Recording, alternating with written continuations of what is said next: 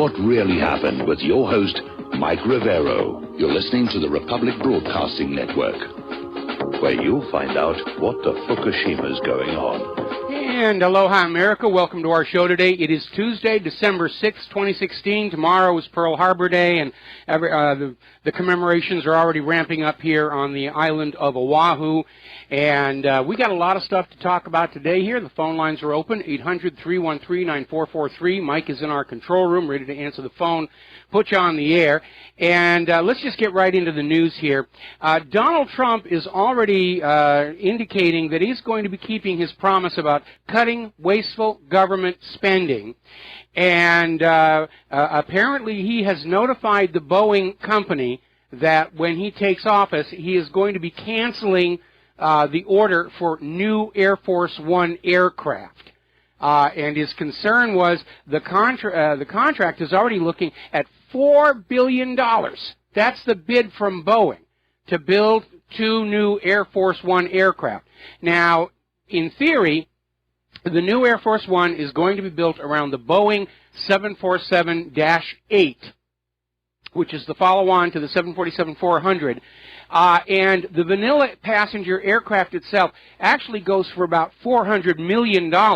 So in theory, you can get 2 of them for just $1 billion, not 4. Now, obviously, there's a lot of extensive modification inside the aircraft, both for the president's comfort and Secret Service, and also additional systems for security and communications.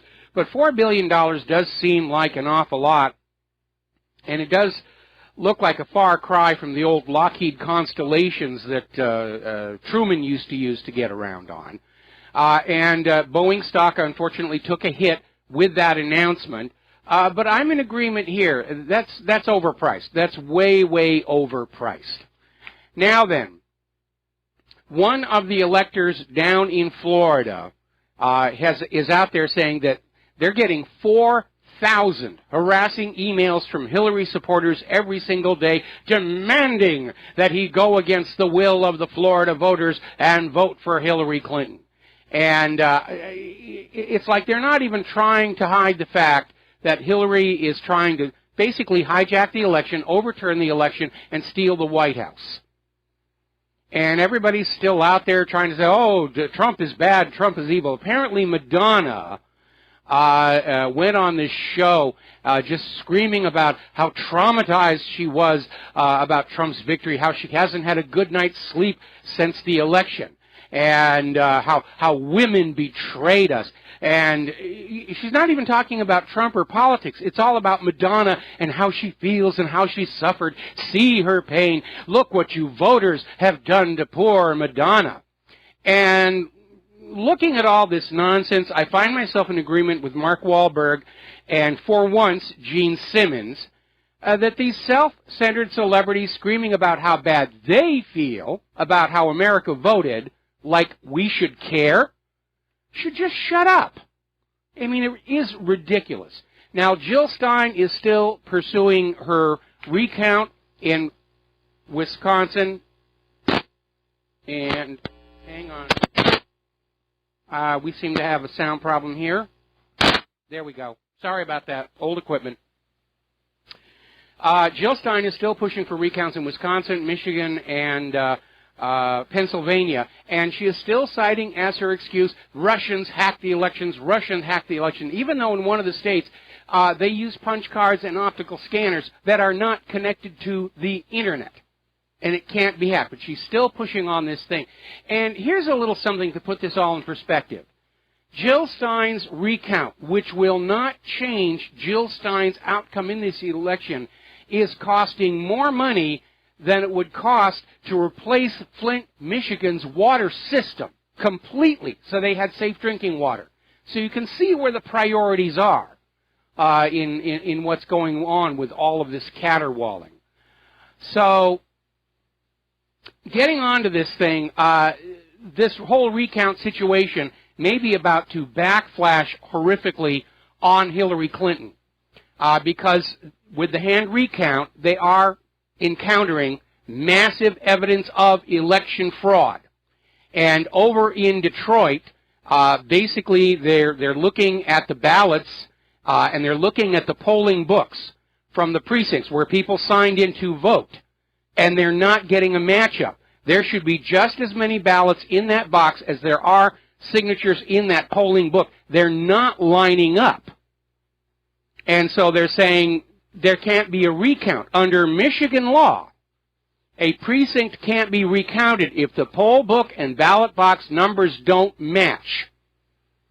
And under Michigan law, the results from the original election night tally stand. Now, over in Michigan, over one-half of Hillary Clinton's Detroit vote faces disqualification. And Michigan officials are saying they cannot reconcile the vote counts in 610 of 1,680 precincts. In other words, 59% of the precincts. And these are precincts where Hillary Clinton won by huge margins over Donald Trump. Again, because the number of voters recorded in the poll books do not match the number of votes recorded in the electronic voting machines. And specifically, the number of votes in the electronic voting machines were higher than the number of voters that signed in to vote in those precincts. And all of the fraud being detected favors Hillary Clinton. We're going to take a minute here to do a shout-out to our on-air affiliates who are just rejoining the network. We're talking about the recount and how where all these recounts are taking place, they're finding all of these indications of massive election fraud.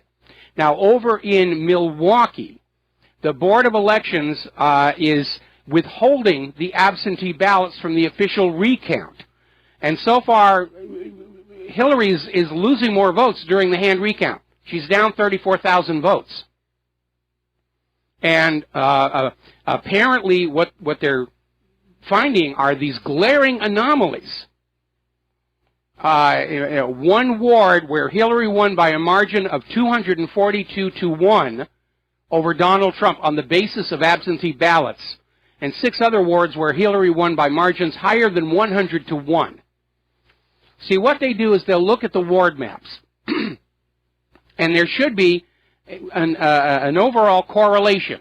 Hillary up by 20% in this ward, by 25% in this ward, by 30% in this ward. They should all be basically the same. When you have these wards sticking out, where Hillary is winning by 242-1 or 100-1, that's an indication some fraud has taken place.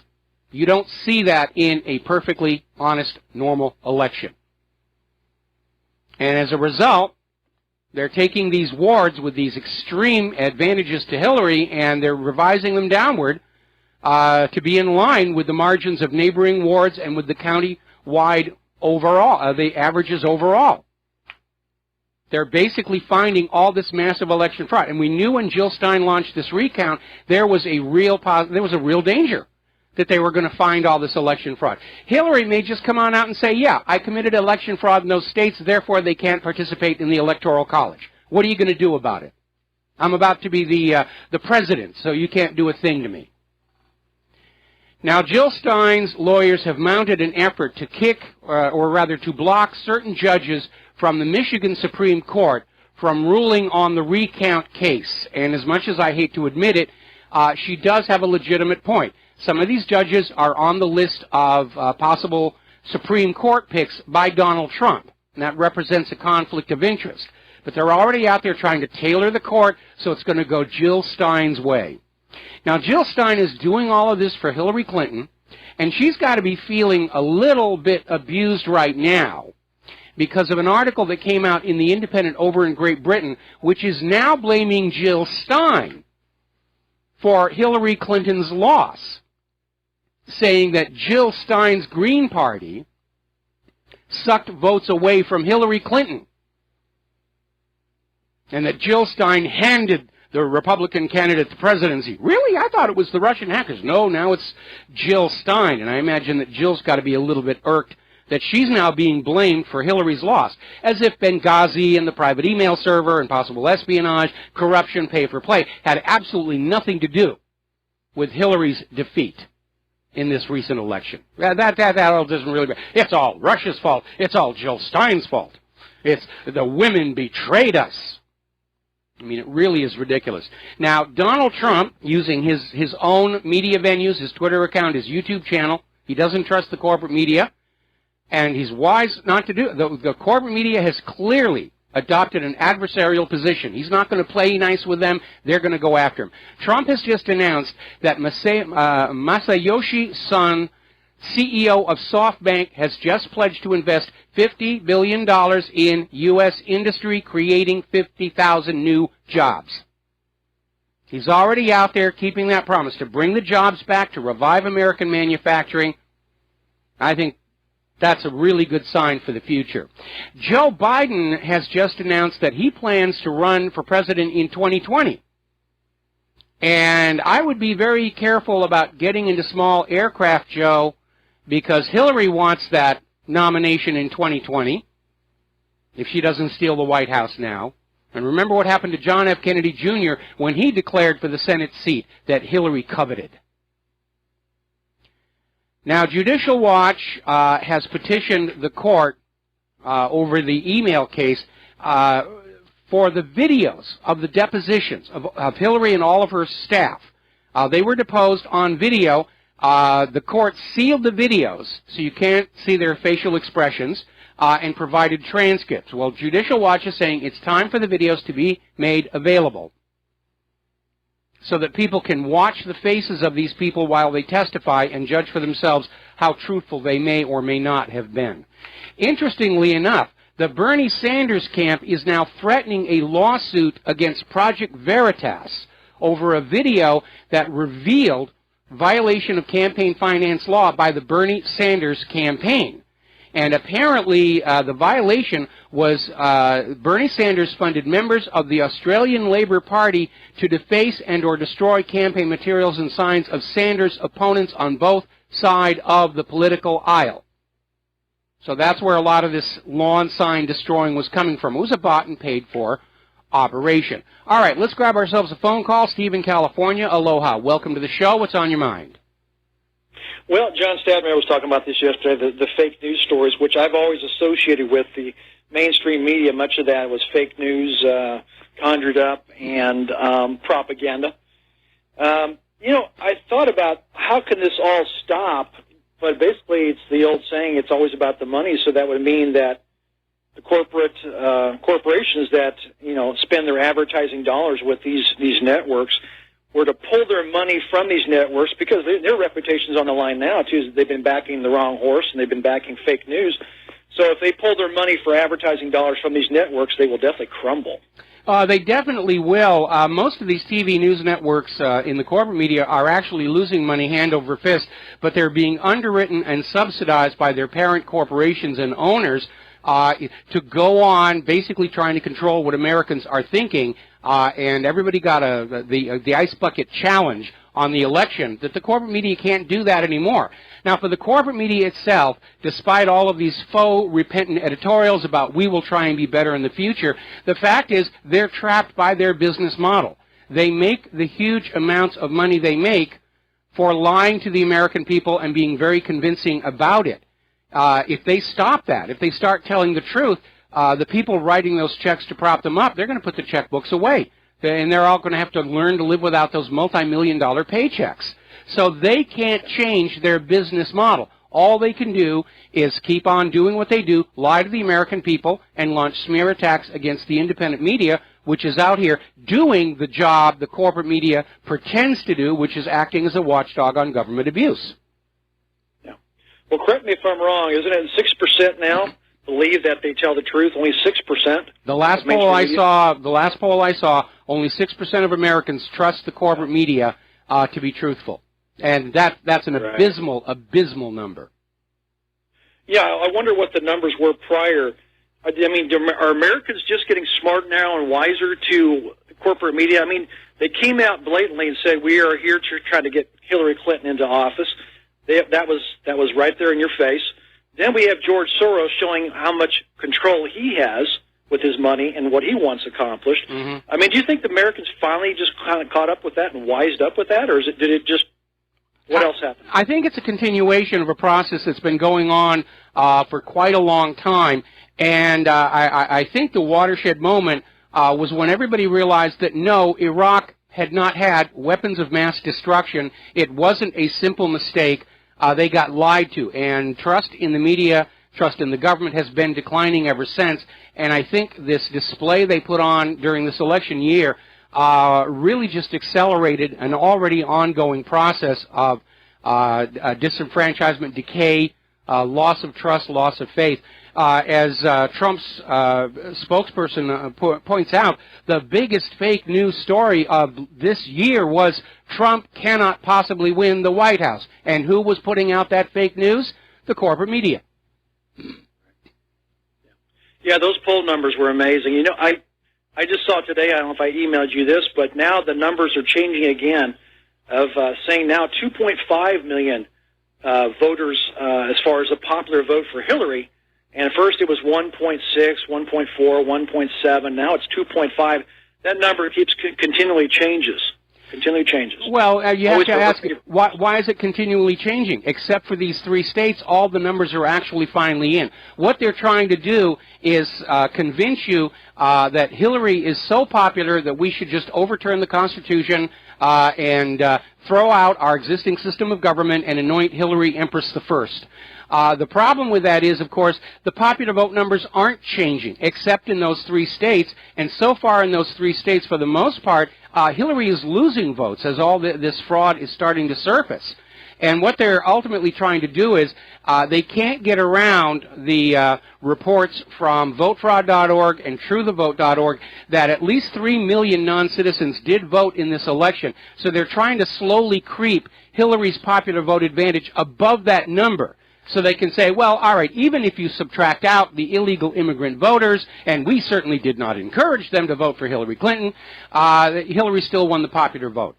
And it's getting more and more extreme. But except for Michigan, Wisconsin, and Pennsylvania, Hillary's popular vote numbers should not be changing at all. And they're jumping up by numbers which are so large. I mean, you're talking about, you know, the entire populations of entire cities here. Agreed. Hey, thanks again. All right, thanks an awful lot. We're going to let you go here.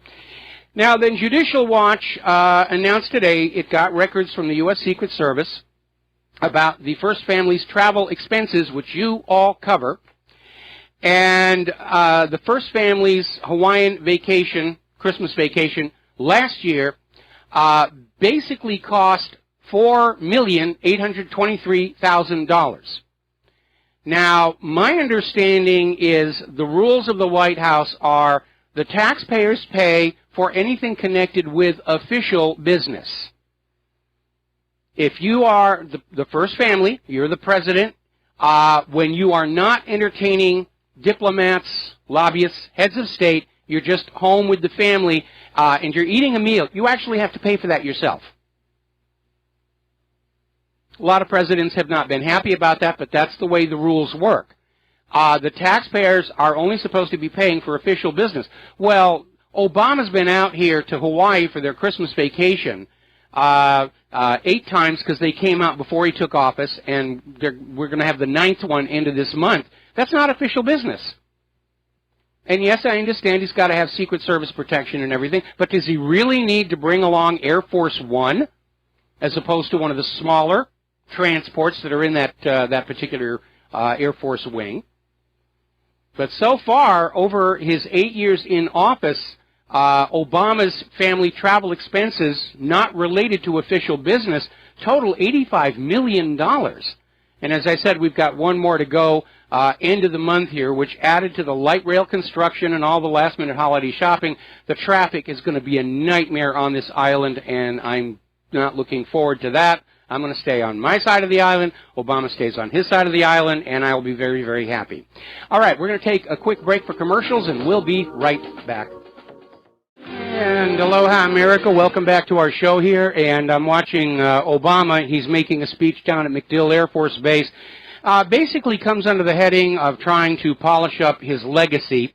And he's out there with comments like, you know, we've always prohibited torture. Doesn't matter what you prohibited. What matters is what actually got done. So getting on back to the news here, ABC has now picked up the story of Trump getting SoftBank to invest $50 billion in our economy.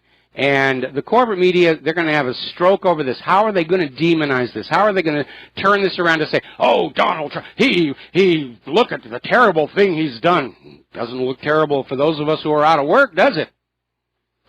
Now, getting on to this issue about the war between corporate media and the independent media, the European Union is now demanding that Twitter, YouTube, and Facebook censor illegal hate speech. In other words, anything that does not fit with the official government narrative of the European Union.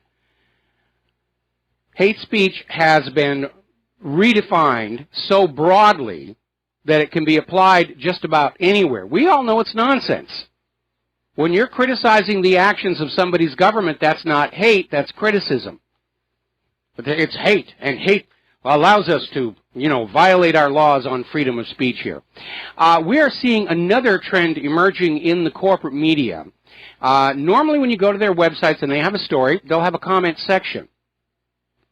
And over the months, people who write observations that are not in line with the official story or who point out the obvious problems in the reporting of those stories get banned. I've been banned from Reuters and 2 or 3 others. I don't remember which ones. I usually find out when I try and post. Now we're seeing a new trend. More and more of the websites being run by the corporate media have simply dropped the comment section. They don't want to hear from you. It's costing them way too much money to hire posters to go in and argue with you to make you look silly because it doesn't really work. So they're going back to the model. Here is what we say. You will read it, and you will not feedback. Going right back to the 1950s on that. So, article that came out of Veterans News now pointing out that the problem with the corporate media is not just the fake news. It's the fact that the corporate media pointedly does not report on important things that they don't want the American people to know about, such as Israel's continued crimes against the Palestinians and their neighboring nations. We're not going to talk about Israel here today. We're going to go on over and talk about Kim Kardashian's return to celebrity status. And more, the corporate news media are starting to remind me of those supermarket tabloids at the checkout stand here. Hey, that's what's being sold to us as news, the latest celebrity gossip. I don't care. I don't think anybody else does. It's just a constant attempt to distract us away from the real issues, from going on out and saying, what's going on in the world? I need to know. And we're seeing a flood of stories now attempting to use this Pizzagate hoax to demonize all of the independent media. And they're out there saying, all those independent media, they were just saying that this pizza parlor was the hub of a child molestation ring. Well, unfortunately, some independent media did fall for this hoax. And some did not. Let's keep that in mind. But we're already seeing quotes about, these people who said the pizza parlor was a hub for child molestation. They're the same ones who said Israel was involved in 9/11. They're the same ones. And see how the propaganda works. They set this thing up. They tried to get everybody to bite. I was actually getting emails toward the end there when I was refusing to carry this story because it was obviously a false flag hoax. And I was getting all these emails saying, if you don't run this story, I'm going to post all over social media that you're a child molester and you're trying to protect the other child molesters. And they were just desperate to get me to put this on my website. And some of the members kept posting and I kept deleting it. And as it turned out, I was absolutely right. Because they're attacking Alex Jones with this. They're attacking the independent media as a whole. And now they're using this ginned-up shooting to claim that independent media is leading to violence in the streets and must be controlled. We'll be right back. And aloha, America. Welcome back to the show here. I'm already getting emails from people who are planning on coming to Hawaii end of this month for the Christmas holidays and saying, where should we avoid? And in general, the south part of the East Coast, Kaneohe, and further south down around the Sea Life Park, that's where the Obamas are are staying. But, of course, they do travel around the island. They're probably going to go to Ala Moana Shopping Center to do their Christmas shopping. They actually shut down the Neiman Marcus, kicked all the regular customers out, and it was just the Obamas and those store clerks that had passed muster with the Secret Service while they went on in there. And I'm sure Neiman Marcus appreciated the honor of serving the presidential family, but probably in the long run they actually lost a lot of money because of other customers who couldn't get in there. Obama is still making his speech. He's still trying to polish his legacy, and he actually made the comment, democracy should not be in a permanent state of authorized war. Look who's talking. And he's literally out there trying to rewrite his own future history. How he was a peace president and he got the Peace Prize and this and that. And it would be laughable if so many people hadn't died, proving the exact opposite to what he's saying here. Now, getting back to the issue of real news, fake news, independent media versus corporate media, Nigel Farage gave a speech at a conference for the corporate media, and he ripped into them and basically said, if you guys don't change what you're doing, you're not going to be here much longer. And Edward R. Murrow would have been proud of Nigel and what he said. And he's absolutely right. Ultimately, the liars are going to fade into history. And again, a lot of what we're seeing right now is a replay of the turmoil that happened when Gutenberg rediscovered movable type printing. And all of a sudden, books were affordable to the middle class, literacy exploded, and people were able to read things and share information.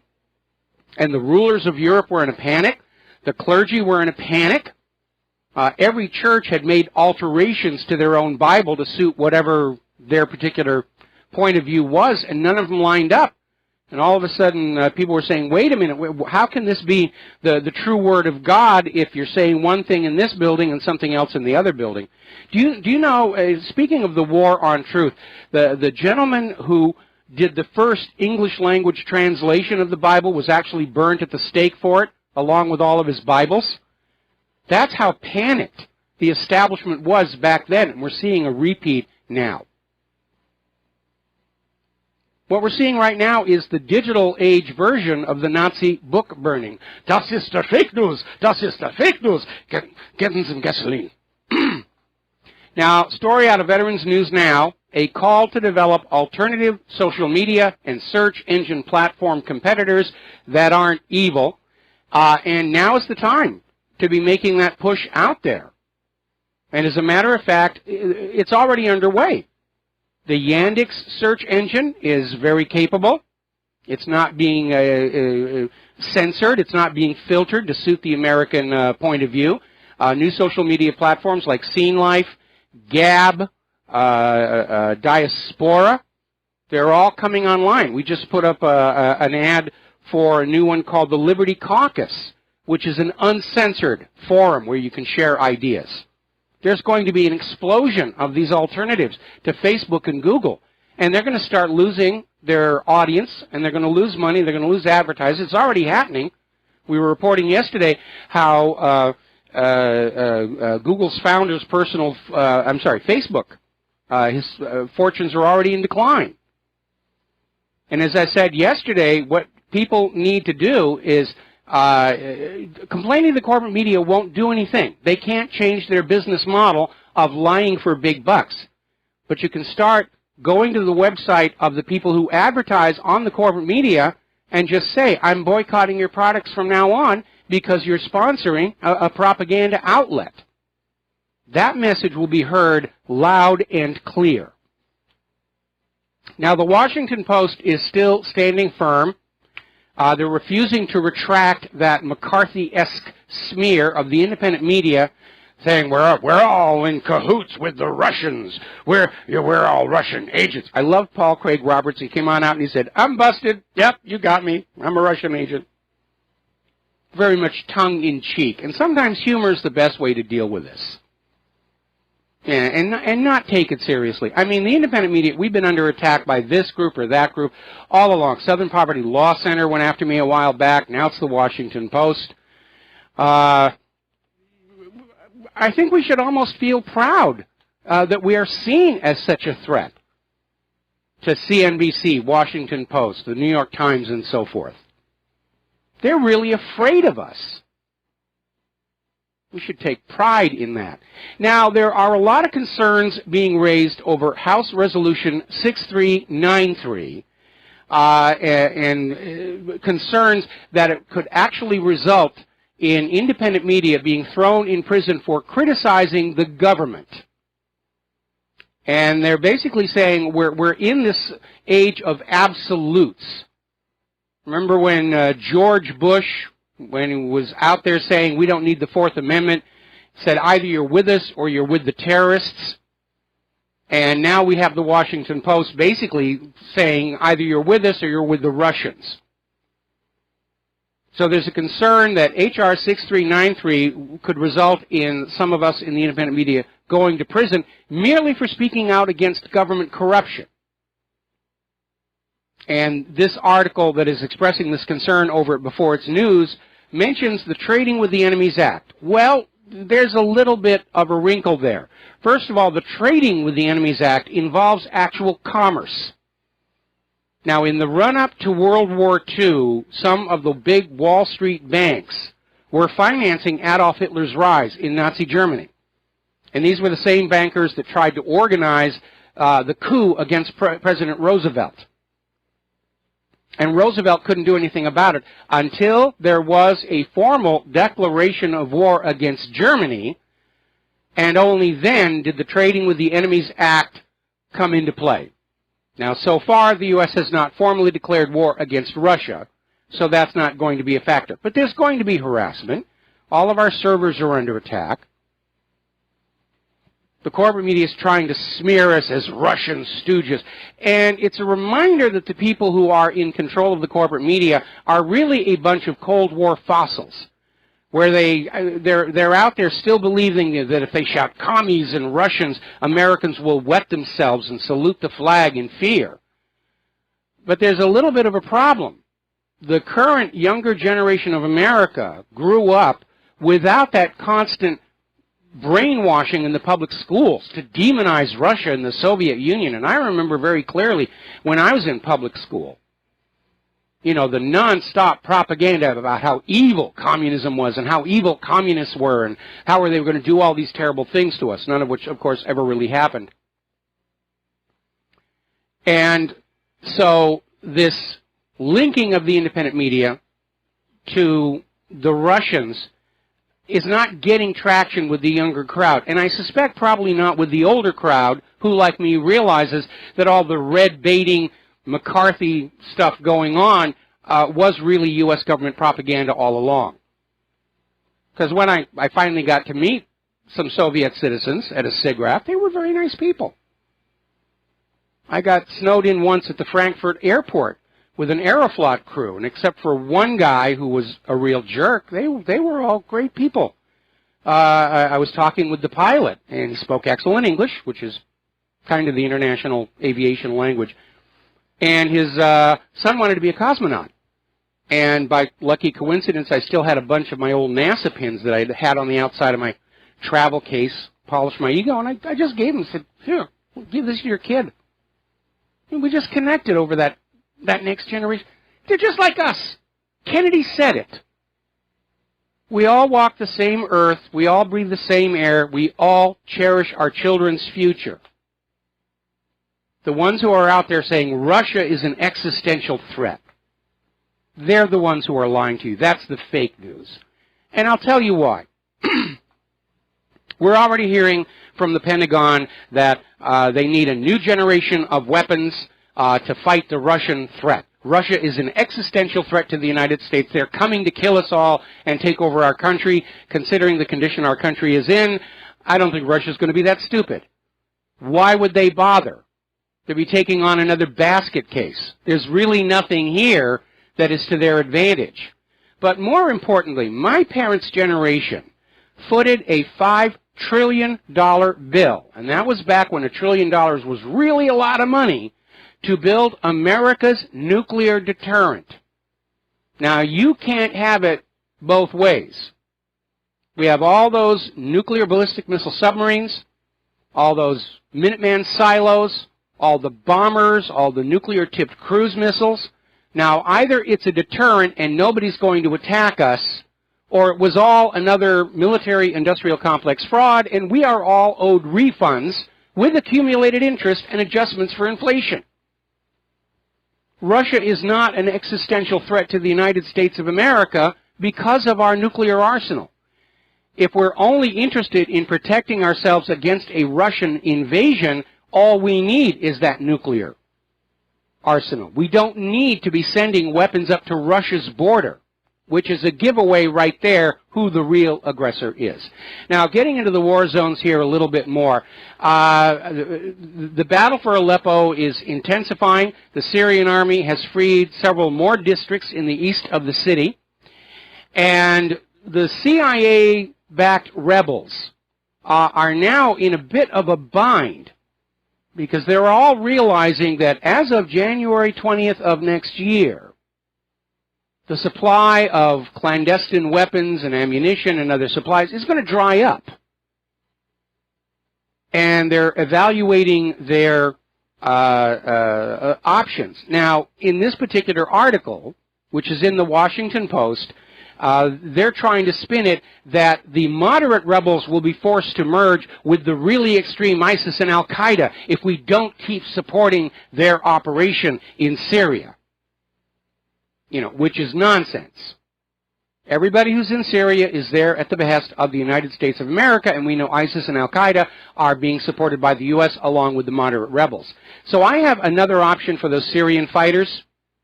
How about retire with honor? Just take the amnesty deal, put down your weapons, and just go back to being an ordinary person of whatever country you came from, because 95% of the so-called Free Syria Army are not even from Syria. They're hired mercenaries. And that is posing another problem for the United States, because the United States still has a lot of hired mercenaries and special forces and other people inside Aleppo who, if captured, are going to prove to be quite embarrassing.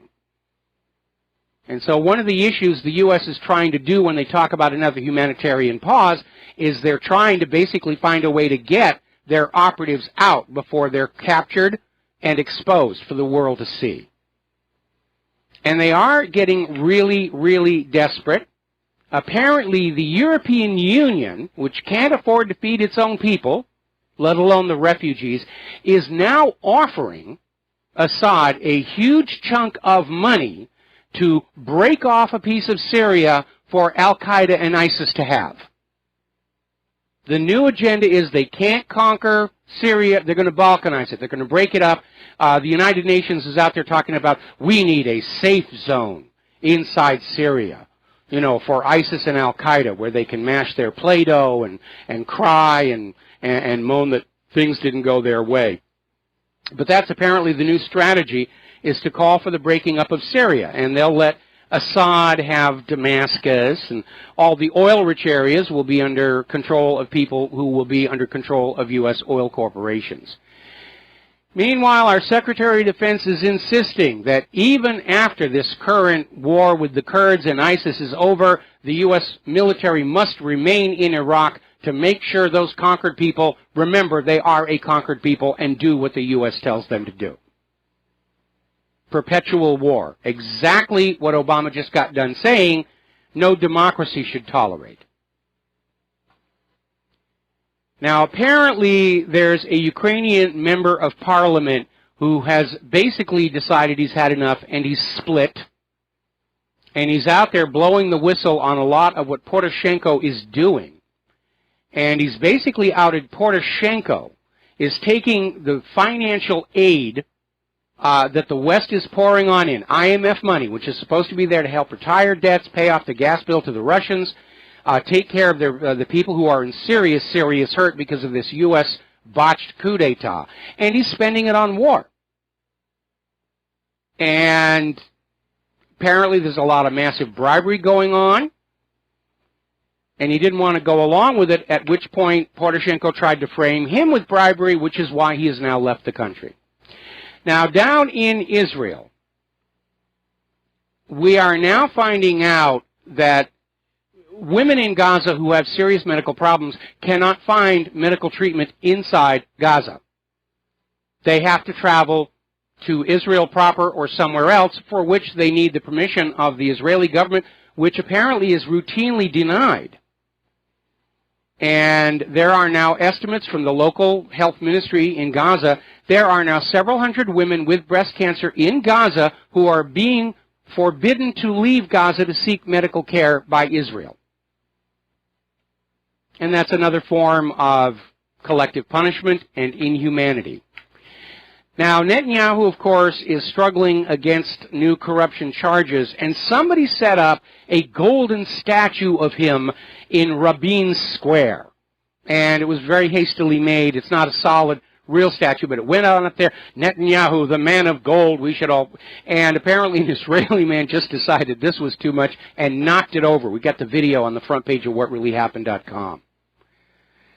Now, Lindsey Graham, who never met an Israeli agenda he did not like, is out there saying that as chairman of the Senate's Foreign Operations Subcommittee, he is going to try and cut U.S. aid to the Palestinian Authority because the Palestinian Authority continues to pay money to the families of arrested Palestinians so that they can eat.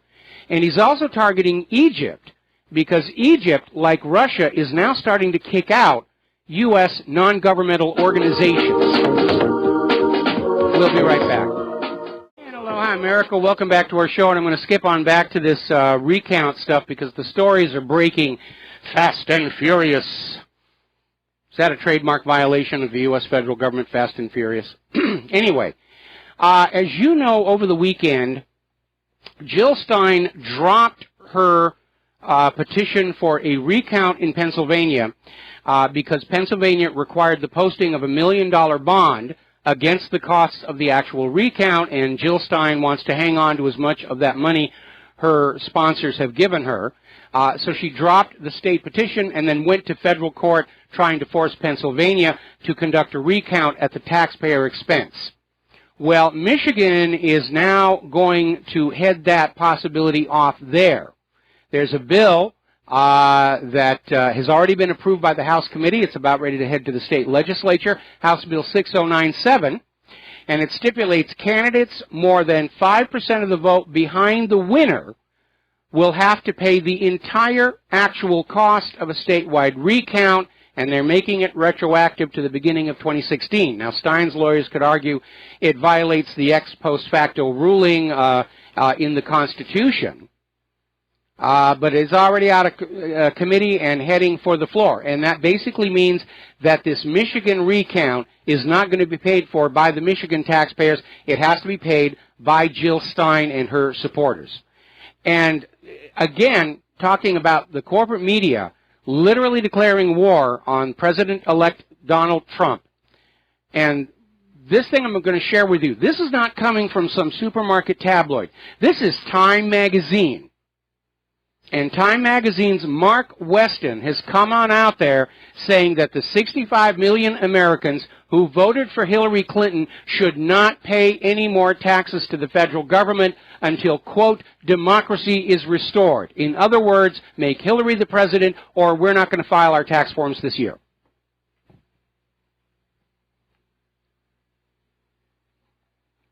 I mean, this is just getting ridiculous. I'm pretty sure that Time Magazine has jumped the shark at this point. All right, getting on back to war and war zones. Apparently, the Pentagon buried an internal study that exposed $125 billion in administrative waste in its operations. Apparently, in order to not have Congress cut the defense budget, the Pentagon was hiring all kinds of paper pushers who really didn't have anything to do. In fact, they've got as many paper pushers as they have people in uniform. And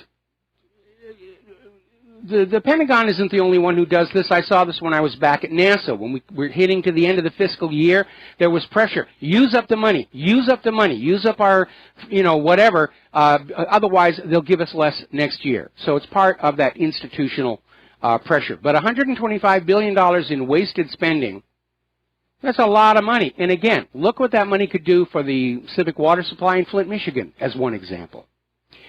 Now, getting into the economic news, as you know, well, there's the music. We're going to take a break for our station identification. We'll get into the economy in hour number 2. Aloha, America. Welcome back to our show here, hour number 2. The phone lines are open, 800-313-9443. So we're going to talk about the economy for a little bit here. As you know, there are currencies around the world that are in trouble, and especially in Europe, as that little Ponzi scheme central bank continues to generate more debt than money with which to pay the debt. China's economy, which was heavily dependent on exports to the United States, has suffered since American consumers aren't able to buy those imported products. So the dollar is gaining against foreign currencies, which on first hearing you'd say that's a good thing. It certainly is if you're going to go on a vacation in those other countries. But it puts downward pressure on America's exports. Other countries can't afford to buy American products as the exchange rate shifts. And that is making our trade deficit worse. And it's already been terrible. It's like $1 billion a day flowing out of the country because we don't manufacture. We don't grow all that much. We survive on looting the rest of the world for our products and our food. Now, the European Union economy growth for the third quarter was just 0.3%. And that is primarily because countries outside the European Union are basically not wanting to trade with them anymore. The European Union is in serious economic trouble. And one indication of it is that the European Union has now revived a dance tax. Now, this tax was actually on the books in Belgium way back. But they have revitalized the tax, which means if you are running a club where people dance, you have to pay a certain amount of money to the government for everybody who comes into your club and dances. It's sort of like the storyline from Footloose. You're not allowed to dance where, whatever. And when they do that, when they start taxing things like dancing, you know they're in serious economic harm. We're still dreading, if you will, the fallout from Italy's referendum vote over the weekend. And we're hearing that the Italian banks are scrambling, trying to find some kind of capitalization to keep going. But at some point, there isn't going to be any more capital out there. And yes, the European Central Bank can just create it out of thin air, just like the Federal Reserve, but that inflates the value of the euro away and further weakens it against other currencies. Now, remember the Apple...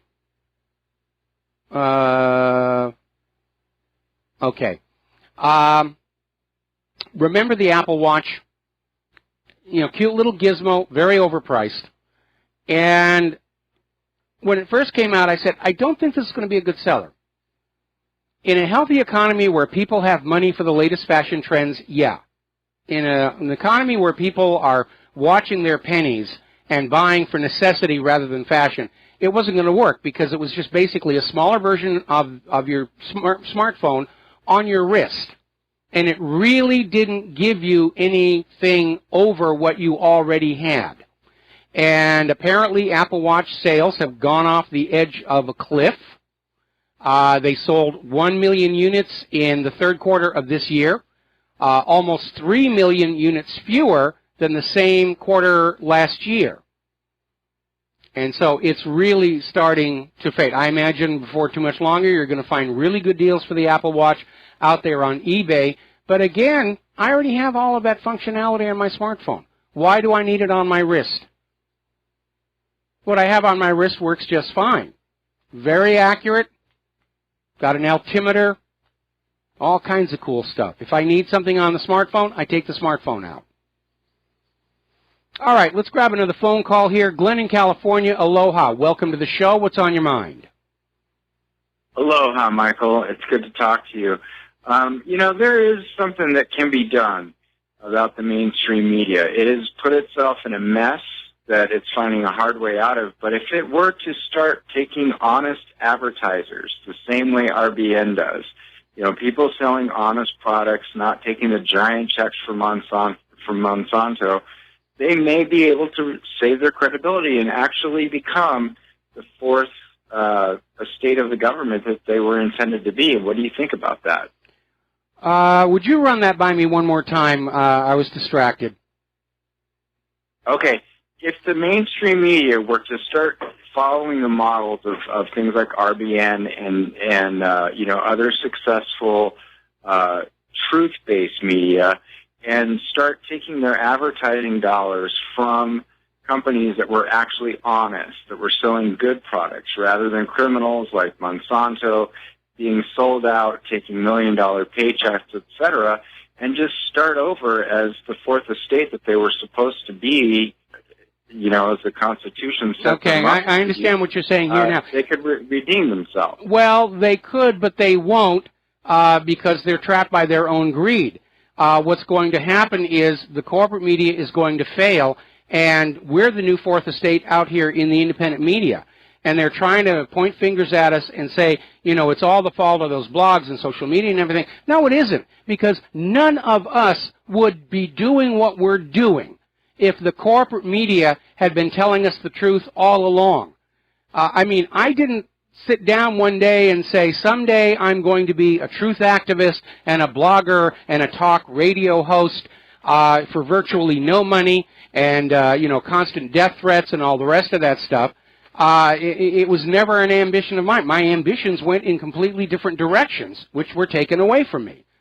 So, the corporate media has trapped it. Them, though. Well, that now they're looking at the same thing because the people have lost trust. Their corporate sponsors are no longer going to support them, and all of those people are going to find themselves in the same situation you found yourself in 22 years ago, where they're suddenly at a loss. Well, a lot of them already have. There's a lot of staff cutbacks in the corporate media. I've actually gotten resumes from people who were in the corporate media saying, can I write for you and everything? And I write back and say, do you think we have any money? Again, this is literally a war, as James Corbett puts out. It's a fight to the political death. And I do think we're going to see the large centralized corporate media collapse, and it will be replaced by a new media that will be along the model of what this country started with, where there are limits on how much media any one corporation or individual can own to preserve a diversity of opinion, to keep the public fully informed. And it's going to have its roots right here in the independent media. We're the foundation of where media is going into the future. They don't like to admit it, but again, they're trapped by their own greed and their corporate structure. They can't change what they're doing. They can't stop lying because lying is what they're paid the big bucks to do. So they're stuck. They're in a corner. They're going to have nothing left, though. There's not going to be anybody paying them to lie because they've seen it's not effective.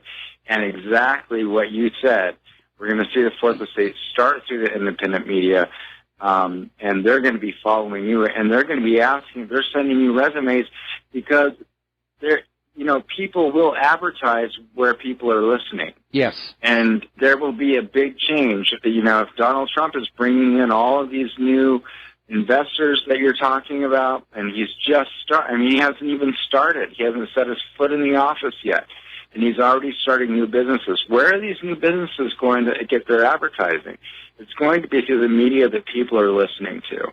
And so it's all about focusing on a new fourth estate, getting rid of these laws that limit the ability for us to criticize governments, and making sure the freedom of the press is something that we put at the forefront of our minds. I think overall I'm in agreement with you, and again, we're just going to see how this all unfolds. But the monopolistic, monolithic corporate media is an endangered species at this point. They did it to themselves, and I have no sympathy for them. And we need to go back to that model of lots of independent media outlets to protect a diversity of opinion. Nobody who's in the independent media today dreams of being the next CNN or Fox News, because if once it becomes centralized, it becomes a target for subversion and infiltration. And I think, you know, well, and it wasn't until Hearst that it was a means of making one person a multi-billionaire. Yeah, yes. Before that, it was a lot of honest, hard-working people like you doing their best to break stories like Watergate. When you go back to that film that with Dustin Hoffman, I can't remember the name. All of the it, President's Men. You know what I'm talking about. Yeah. Yes, exactly. You know, back then, that's what journalism was, and that's what you guys are bringing back. And that's where the advertising for honest businesses are going to start springing up, because when Donald Trump changes the tax laws and he changes the coding laws so it's easier to go into business. I mean, you know how hard it is to be entrepreneurial. Yes, I do. The laws that you know, it's just absurd. And when that stuff changes, those resumes are going to be things that you'll be able to change, you know, take into consideration and say, look, I've got this name, you know, let's bring in these advertising dollars from these businesses. The whole model, we just need to start envisioning it so that we can allow this to happen. You know, we've got to, you know, stop. A lot of the people in the mainstream media, yeah, they're uneducated, but there are a few of them that are out there that do know what they're talking about, that aren't just paid to lie. They know they're lying. They have a conscience, and you know, they're looking for an outlet. Well, like a lot of them are elite. Well, you know, look at Ben Swan, who left his corporate media position, and now he's got a new gig where he can be a lot more honest. Cheryl Atkinson. There are a lot of defectors and people who have either left or been kicked out of the corporate media because they really have reached their limit on how much they're willing to lie to the American people. Those two reporters on the Fox synthetic bovine growth hormone lawsuit, and I'm blanking on their names. I'll have to look it up over the commercial break. They decided they weren't going to be part of Fox News anymore, and they're out working independently. There are people who go into journalism because they want to be journalists. They want to be the next Bob Woodward and so forth. But the system corrupts those who work in it, because you get used to that money, you get used to that fame and that adulation. And if your job is to just sit and read what is on that teleprompter in front of the camera, you stop worrying about, you know, what it all means, because you're paid all that money to just read the words and be very convincing and very sincere to that TV camera. But it used to be about making a living doing something important, and now it's about making a killing doing absolutely nothing. Well, that is hardly confined. I think it's going to go back. That, yeah, it is, because that is not confined to the corporate media. Our entire country, this need to get these pieces of ink and paper to pay off the unpayable debts has destroyed the best qualities of what we used to call the American character.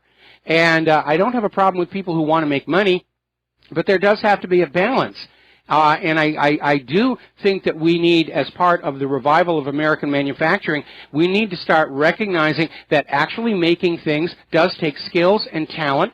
And we should be proud of that, and the people who do that kind of work should be proud of it. Job satisfaction should be on a par with how much that paycheck is, and that is really missing throughout the vast majority of American corporate enterprise right now.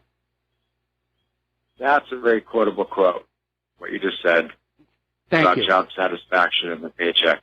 And, you know, I think we just need to start putting these new ideas in our mind and making them happen, because this is a historical time where we have the opportunity to change the direction of so many things that have gone so awry. But it's important that we just focus on what are the core things. You know, of course, the Fed is the root of it all. But, you know, the media is the means by which they've controlled everybody's beliefs. And we're getting that back. And we need to start, you know, making sure that we monetize it, where people can make a living, not a killing, but a living. You know, like I said, by doing what you and Sibel Edmonds do, and, you know, people like that. Those of us who are doing what we're doing here, we have no dreams that we're going to become fantastically rich doing this. It's actually been a very hard existence. You know, I'm driving a 17-year-old car. I'd like to get a newer one. At this point, I don't think it's going to be possible, at least in the foreseeable future.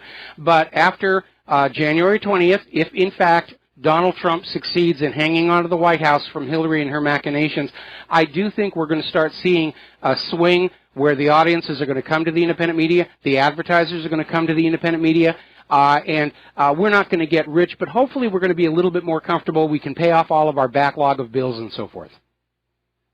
Yep, I think you got it. I think we just need to make sure that we keep that picture there, so that's what we're moving toward. You guys deserve it. No. The picture I am moving toward is a fully informed American public making good decisions at the polls in a nation with honest, verifiable elections, and certainly avoiding World War III. Without people like you. How can that happen without people like you being able to support themselves and do what you do? You know, you guys are the core. Well, thank you. And, Julian Assange, you guys, I'm not trying to blow smoke, but I just, want to say you guys are the ones that have shifted this election. You give yourself a pat on the back more recently, ask for donations more often. I wish I could give you more. Mm-hmm. And I think that things are going to change in the near future. I think that we're going to see a whole shift in the culture of media. And I think that if we're at the forefront of, like, Steve Jobs had an image of what a computer could be that was 20 years ahead of what anybody else could imagine. And if we start thinking that same way about what media could be and how this country could be, that we can shape it and we can make it happen. If we get President Trump in, we're in a very dangerous zone between now and December 19th. But if we can get past that and block Hillary's attempt to steal the nation, we could literally turn things around and pull this nation back from the brink, pull it away from 3 decades of control by the narcocracy, and we could actually possibly save this nation without having to go through a collapse and a civil war. And I'd certainly be on board with that. Anyway, listen, Glenn, thanks an awful lot for the kind words. We're going to let you go. We got to do a shout-out now to our on-air affiliates who've rejoined our network, and we weren't able to get to that up until now. So getting on to the issue of immigration, one of the reasons these non-governmental organizations are coming under criticism all over the world is because more and more it's obvious their front operations to carry out political agenda for nation states that want deniability that they're involved in this. Russia, of course, has banned a lot of NGOs, especially those of George Soros. Egypt is now banning NGOs, which is why Lindsey Graham wants to cut off all U.S. aid to them, because those NGOs are tools of American foreign policy. And now we're getting this story coming, it's a YouTube video, where non-governmental organizations are smuggling migrants into Italy on an industrial scale. And this, of course, is in support of George Soros' dream of a single planet with a single golden throne and all of the people of planet Earth blended together into a formless, massless population with no sense of who they really are. Because if you have a strong sense of identity, you're harder to control. And that's what they're trying to destroy. They're trying to get us so confused about who we are, where we come from, what our history is, to the point where we're not even sure what bathroom we're supposed to be using. That's all a deliberate attack on your sense of self, your identity. And we need to push back against that. Now, out in California, the lawmakers are getting ready to try and pass a state law that would block President Trump's deportation plans, where they're going to declare California immune from federal immigration laws. And that, of course, is overruled by the Supremacy Clause in the Constitution. And there's something that all of these politicians who are on board with this sanctuary city, we're going to defy Donald Trump, we're going to do things our own way, there's a complication they need to look at. And when we come back from these words from our sponsors, I'll tell you what that complication really is. We'll be back after these few words. And aloha, America. Welcome back to our show here. And we're talking about immigration. We're talking about how California is going to pass a bill saying that California is now immune from federal immigration law enforcement, blah, blah, blah, blah, blah, blah, blah, blah. Now, there's a little bit of a wrinkle here. There are now 21 sanctuary cities in this country, and not surprisingly, these are cities that Hillary Clinton won by huge margins. For those who are still doubting that illegal immigrants did vote in this last election. And they're all out there saying, we're going to defy the president, we'll risk our federal funding. The mayors of these cities and the governors of states and the presidents of universities who are all saying we're going to be sanctuaries are facing more than the loss of funds. It is a felony under federal law to harbor an illegal immigrant, to provide them any kind of shelter, food, or support. If Donald Trump wanted to enforce that law, they're going to start arresting some of these politicians. Now, these politicians are out there screaming about sanctuary cities because they are supported by the illegal immigrant votes. But they're literally guilty of felony violations of federal immigration law, and again, because of the supremacy clause in the Constitution, any law California passes saying federal law is not enforced here is automatically null and void. Let's go back to the phones here. Ralph in New York City, aloha. Welcome to the show. What's on your mind?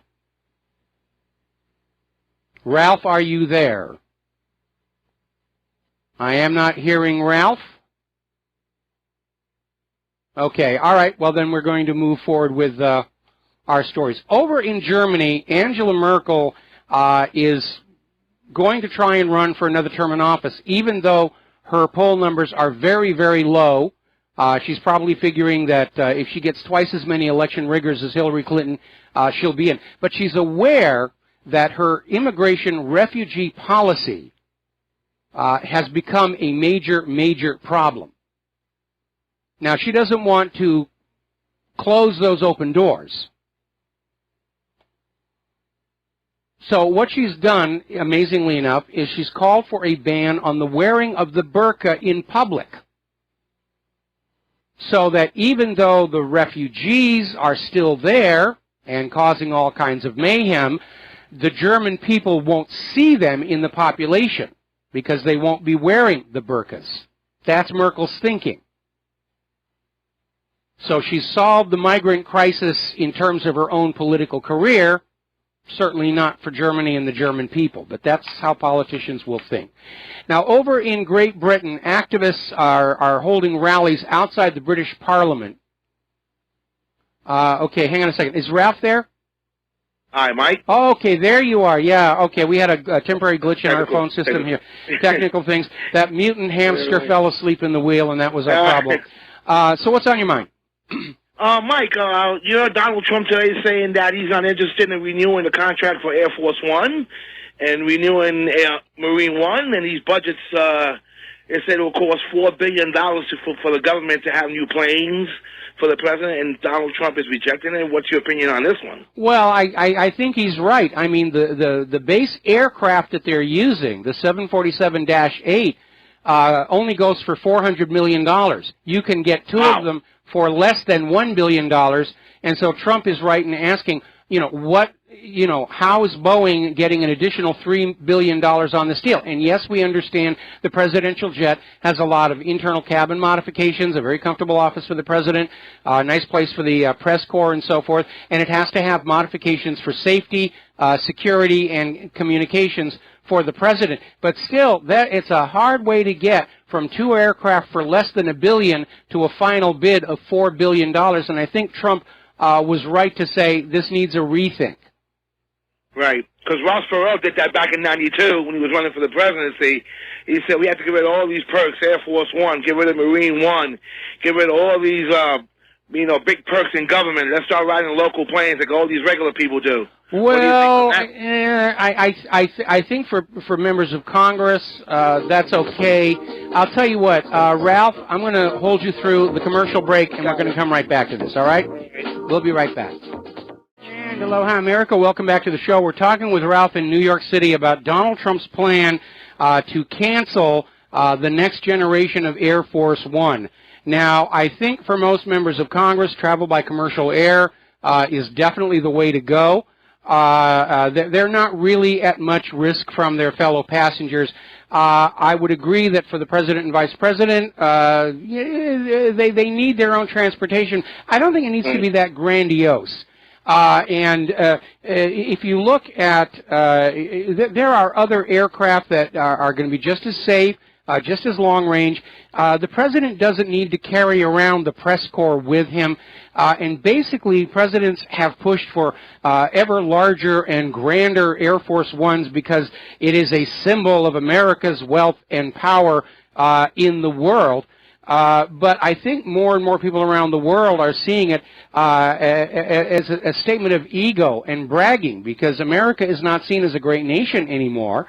It's sort of Air Force One is now seen on the same level as the luxurious palaces of third world despots whose people are struggling in starvation and misery, and yet the rulers build these grand palaces. And that's what the Air Force One is.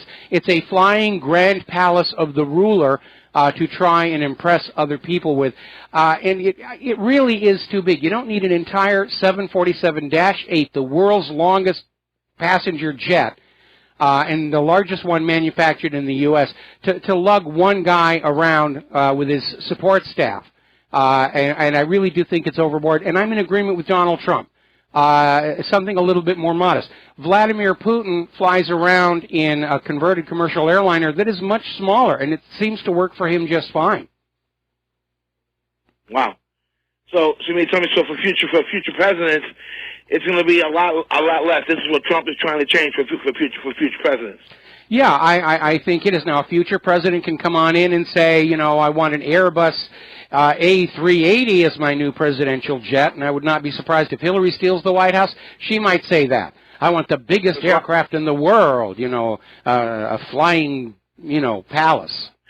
Yeah, because Ross Perot said that back in '92 when he was debating with Senior Bush, that we have these big, get rid of Air Force One, get rid of Marine One, get rid of all these big budget government egotistical planes, and we can ride local and we could go on regular passenger planes. Again, you know, he said that. He said that in the debate with Bush, with Papa Bush in '92. Again, I think Marine One is justified.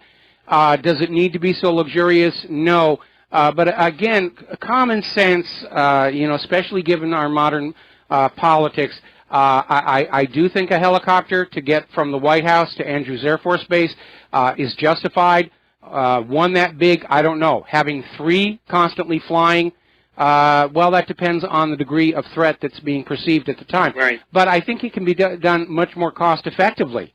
And I think Donald Trump really does need to take a look at the Pentagon. Apparently, Congress is going to authorize a $600 billion defense bill for next year, just ignoring the fact that the Pentagon deliberately wasted $125 billion to head off any kind of a budget cut.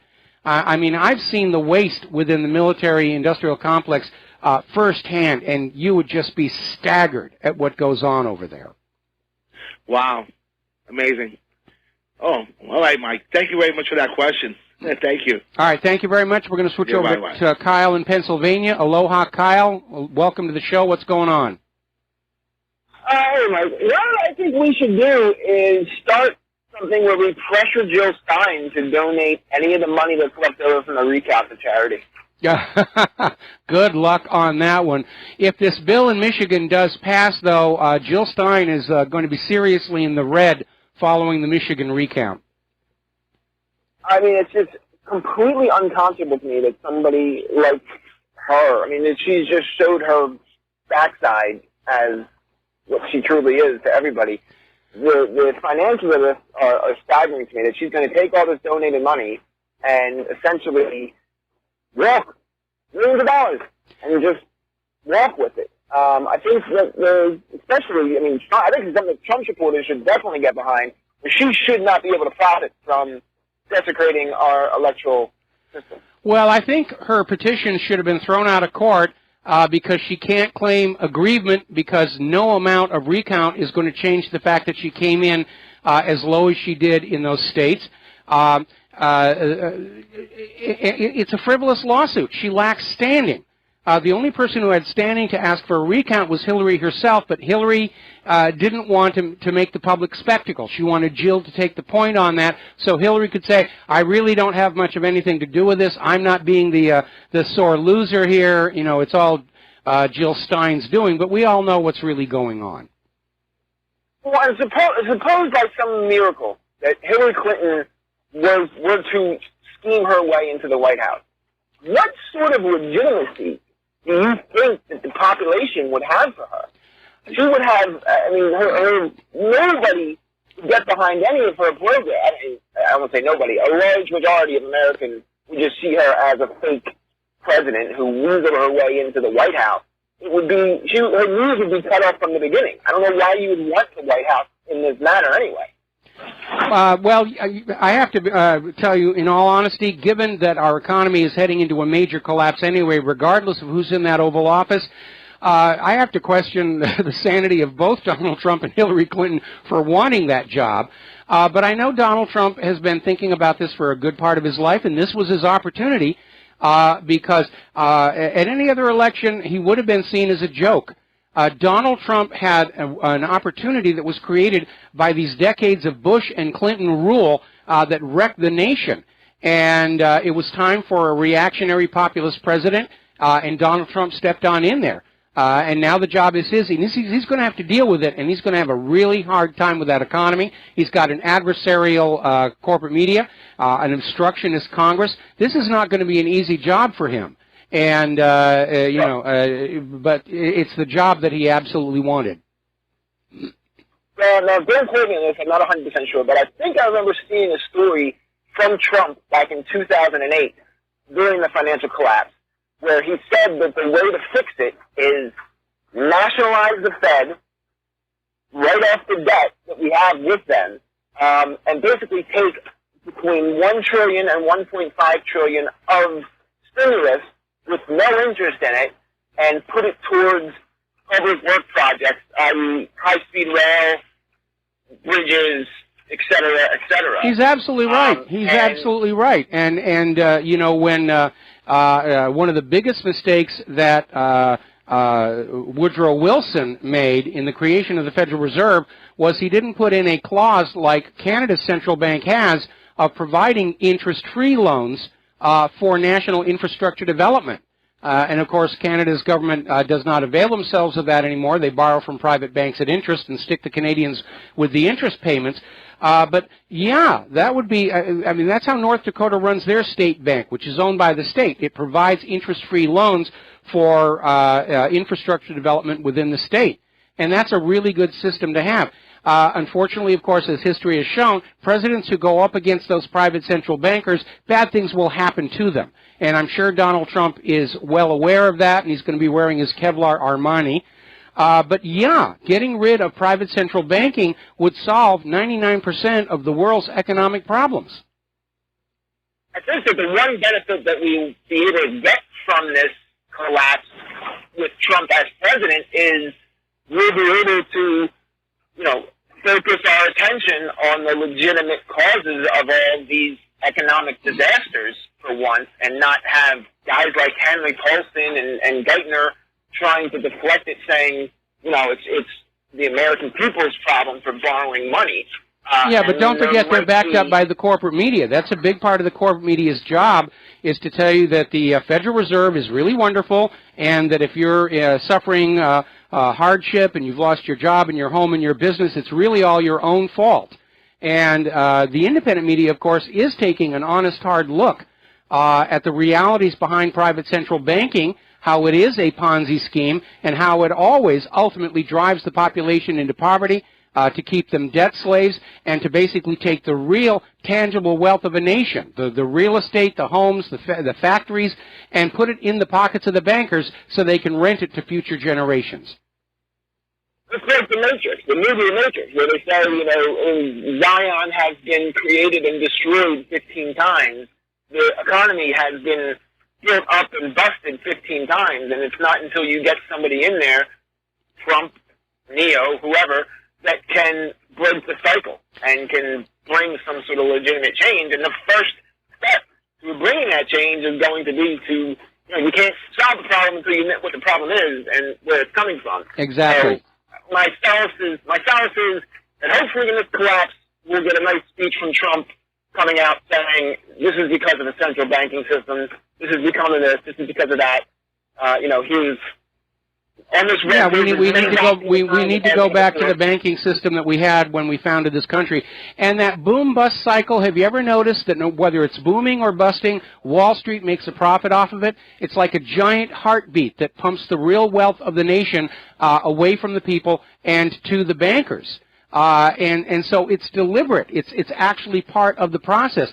The money junkies can't make money off a stable, calm, unchanging economy. They need chaos. They need volatility so they can ride the straddle and make money very, very quickly. They don't want a calm, predictable, long-term economy. They want it up and down in chaos all the time. The central banks are the NFL. It doesn't matter which team wins. It doesn't matter which team loses. The bankers always win. That's exactly right. They always right. get their money. They always get their viewers. They do better when that team goes on a 16-0 run and then collapses in the last game in a defeat. People are going to be watching. The bankers do great when the economy goes really high and then falls all the way down because they make it up. They make it on the way up. They make it on the way down. All right. Well, Kyle, I don't want to get into football, pardon me, analogies. We're going to let you go. And before we take this next phone call, we're getting a break-in story, pardon me, from the Duran.com following the loss of more districts in eastern Aleppo to the Syrian army. Apparently there are reports circulating that the rest of the jihadi commanders in the city of Aleppo have opened negotiations with the Syrian military to surrender the city. So it looks like that party is just about over, and Obama and Kerry are going to be out there screaming, what do we do now? I already saw an article out early today where they're saying, well, even if Aleppo falls, the war in Syria isn't over. We're going to keep it going no matter what. All right, let's grab John in Barbados. Aloha, John. Welcome to the show. What's on your mind? You are a terrible man, Michael. How so? You just stole my thunder. I'm sorry. With that story. Because John Kerry has just withdrawn all his proposals for the East Aleppo ceasefire and, you know, let's get our special forces out quickly before they can be captured and all that sort of thing. Well, it's all moot now because if this report is true, then the rest of the rebel terrorist forces in Aleppo are about ready to lay down their guns and surrender. And if there are U.S. mercenaries and special forces on the ground there and they're captured, Syria is going to put them on world display to show everybody how it was the U.S. that was behind all of this misery and suffering of the Syrian people. Anyway, what I want to do now, Michael, is interfere in your politics. Okay. Because I hope there's Trump supporters and members of his team listening. I want to inject a name, Cynthia McKinney. She is a great woman. She is very intelligent, PhD. She is an African-American and a Democrat.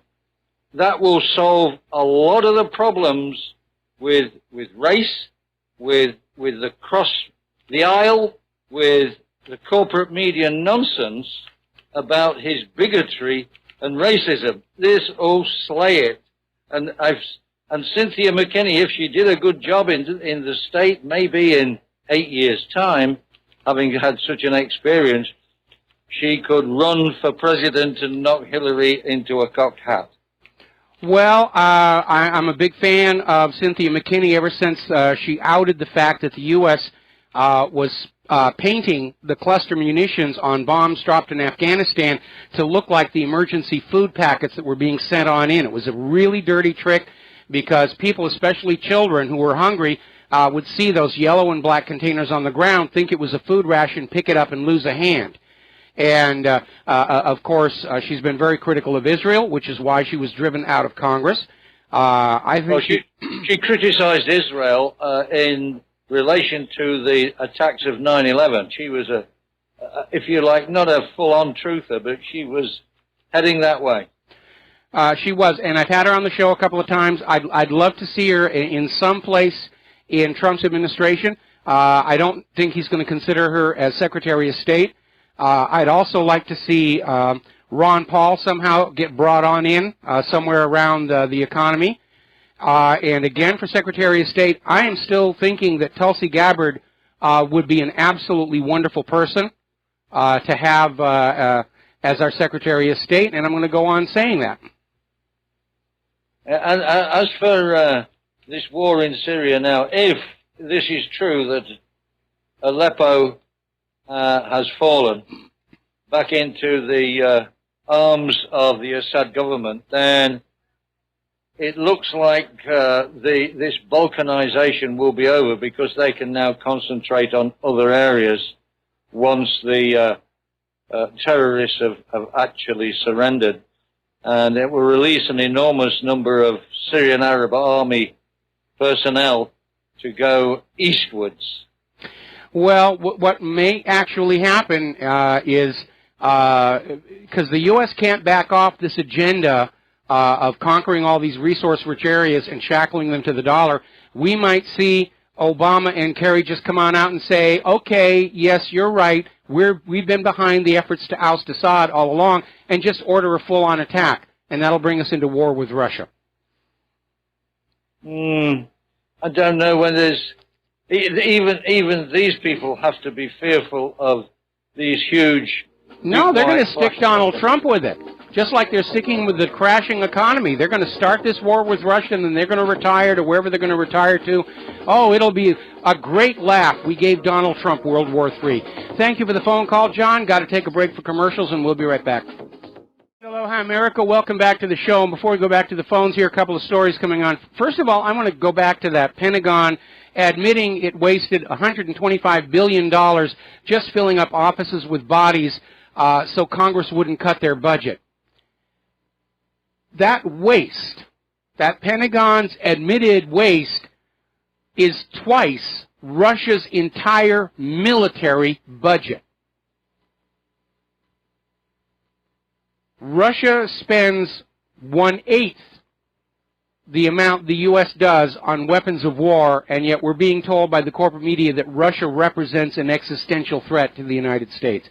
We're getting more confirmation about that story. Apparently, it's all over Twitter now. The rebel commander in Aleppo say that they have agreed to withdraw from Aleppo following talks between people in Turkey and the United Nations. Apparently, they're being given a safe conduct conduit to leave completely. So it looks like Aleppo is back in the hands of the Syrian government, and I imagine there's a great wailing and gnashing of teeth over in the White House and the State Department. All right, we're going to take a phone call. Dustin in New Jersey. Aloha. Welcome to the show. What's on your mind? Bomb them. Bomb them when they leave, Mike. You have to bomb them, because if they'll come back in another spot, it's like whack-a-mole. You got to bomb them. I don't care what. The UN is a disgrace. It's just another, like the World Bank and the IMF, they're just another patsy. You know what I mean? At this point, bomb these people. When they leave, Gatlin got them all. I know it's sick to say, but they got to be killed, Mike, because they're going to come back. They're going to come back in another part of Syria or another part of another country like Iraq. They got to be getting rid of. You got to send a message to them, man. You know, it's just, well, the other side of that argument is that when you have vast amounts of money to hire mercenaries, there are always going to be more mercenaries available, and that even if something unfortunate were to happen to the retreating rebels, those who create these wars are always going to find more bodies to pick up those guns. And that's just a sad reflection on the state of humanity. Hey, Mike, I want to switch gears. I really want to talk about John Barbados. He's wrong. Cynthia McKinney's great, but he's wrong. She wouldn't do anything. Trump could bring in Jesus Christ, Gandhi, and Martin Luther King, and they would still call them a racist, a homo. This is not about Trump people. This is about globalism. It's about neoliberalism. It's a cult. They'll follow Hillary off a cliff, a percentage of these people. Not just Angela Merkel to follow off a cliff. They'll follow Francois Hollande off a cliff. It's idol. These people are ideologues. When are people going to understand that? These people are, they're never going to, their minds are never going to be changed. No, they're fanatics. They've got this vision of a one-world government, and they're not going to let go of it because as a class of human being or subhuman being, as the case may be, politicians can never admit that they were wrong about anything at all. Can you hold me over? I'm going to hold you over the station break. We'll be right back. And aloha, America. Welcome back to our show, hour number 3. The phone lines are open, 800-313-9443, and we're talking with Dustin in New Jersey, and you had one more comment for us. People know how dangerous these people are. They don't have a problem with killing anybody around the world and even here. If you look at the people beating Trump people up, they don't come out and say anything against that. They don't have a problem with arming terrorists. They don't have a problem with overthrowing governments. They don't have people need to realize these people are very dangerous. We're not in a funny... They are.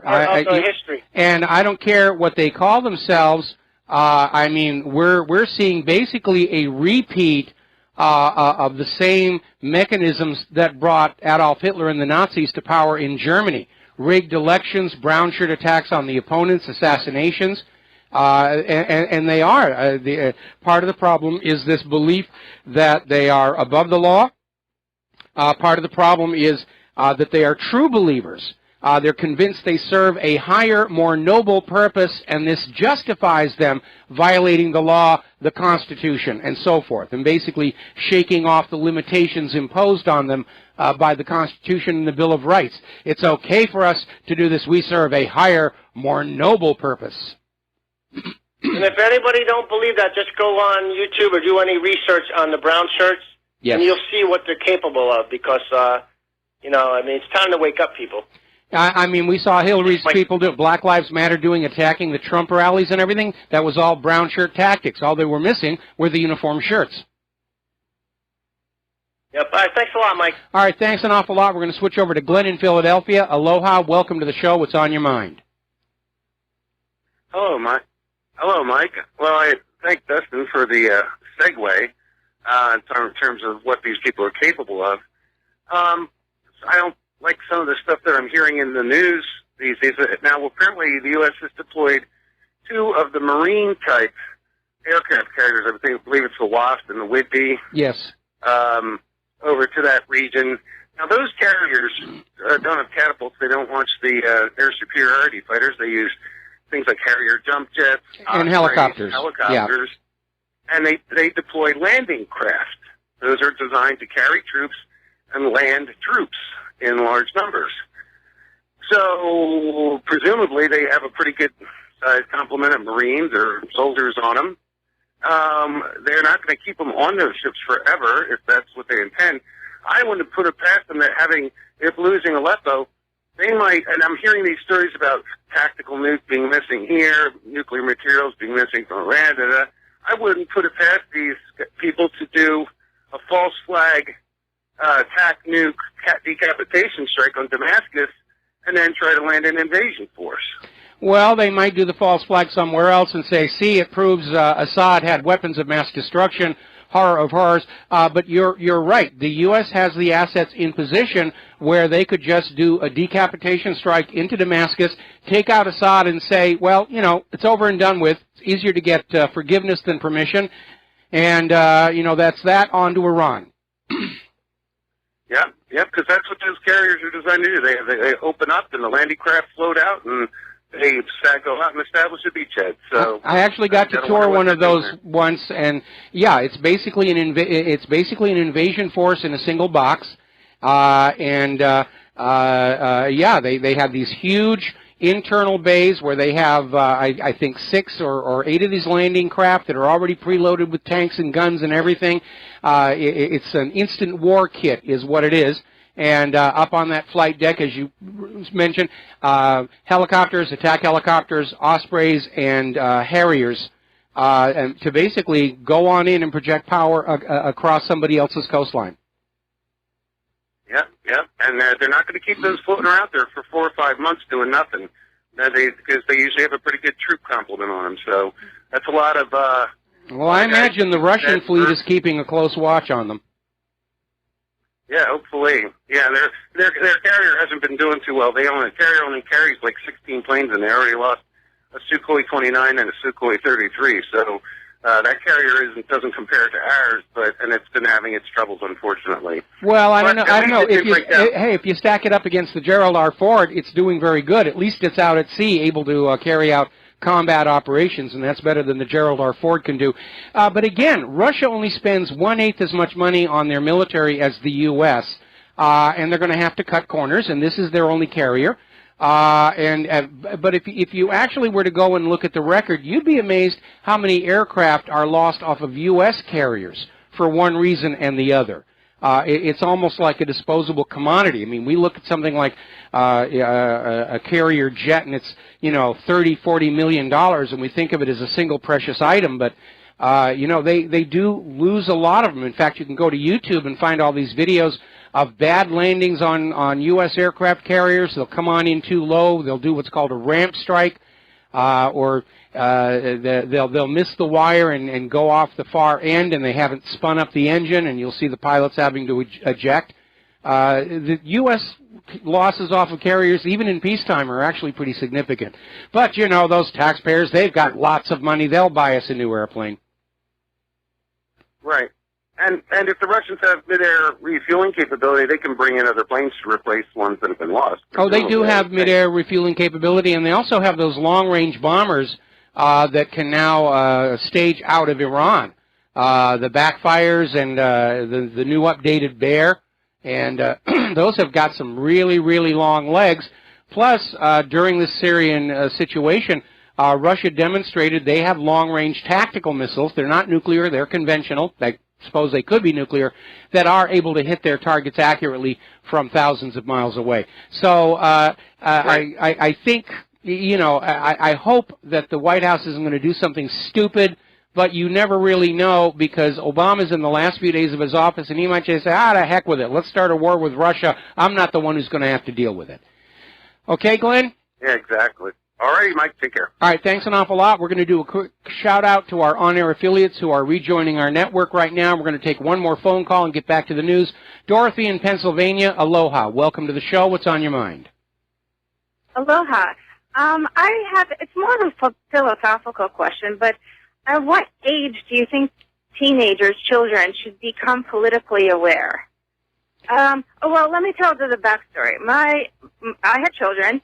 And my father, as a small boy, survived German concentration camp. He survived typhoid. He's still alive. He works in the United States. He became a citizen when I was 10. We were learning both the United States government at the same time. He used to come in and ask me how to pronounce things.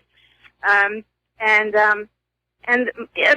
children, my older child is aware that my father did survive concentration camp, but she doesn't necessarily know the evils of. How much information is too much information? Well, and I think young people tend to direct their own learning a lot when it's not being imposed from outside. I started becoming politically aware at a very, very young age, just from noticing things that were going on around me. Some people don't become politically aware until their retirement age, and they start paying attention to who's talking about cutting Social Security benefits. So I think it's kind of a natural process, but I really think you would be better off focusing your children's awareness on current politics, because that's the world they're going to grow up in.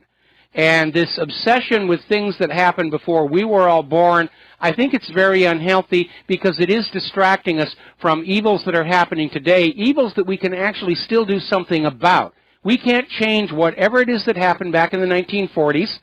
And we should stop obsessing about it. But there are evils being committed today that we might be able to influence, and so we should focus on the politics of today, not stuff that happened a long, long time ago. Actually, that's what I was asking about. I was actually asking if it would be appropriate for my child to listen to your radio station. I just only brought that up because to a certain level she is politically aware, because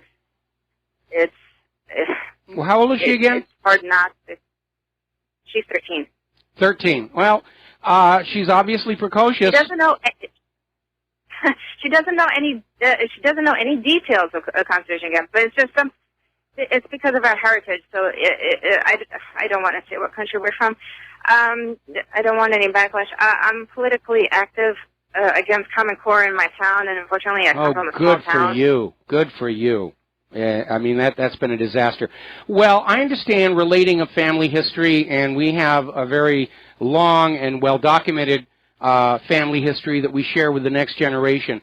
But again, your daughter's going to grow up in today's world, and that's where the focus should be. I don't think there's a reason for her not to listen to the show. She may not find it all that interesting. You might want to put her on to some of the articles that are at the top of the main page of my website, like the ClimateGate page and various other things, and just sort of get her used to the idea that maybe what she sees on TV isn't necessarily always the truth, and that's kind of the starting point of weaning people away from that blue pill on that TV set. The TV has been successfully severed for almost 2 years now. Oh, good for you. Good for you.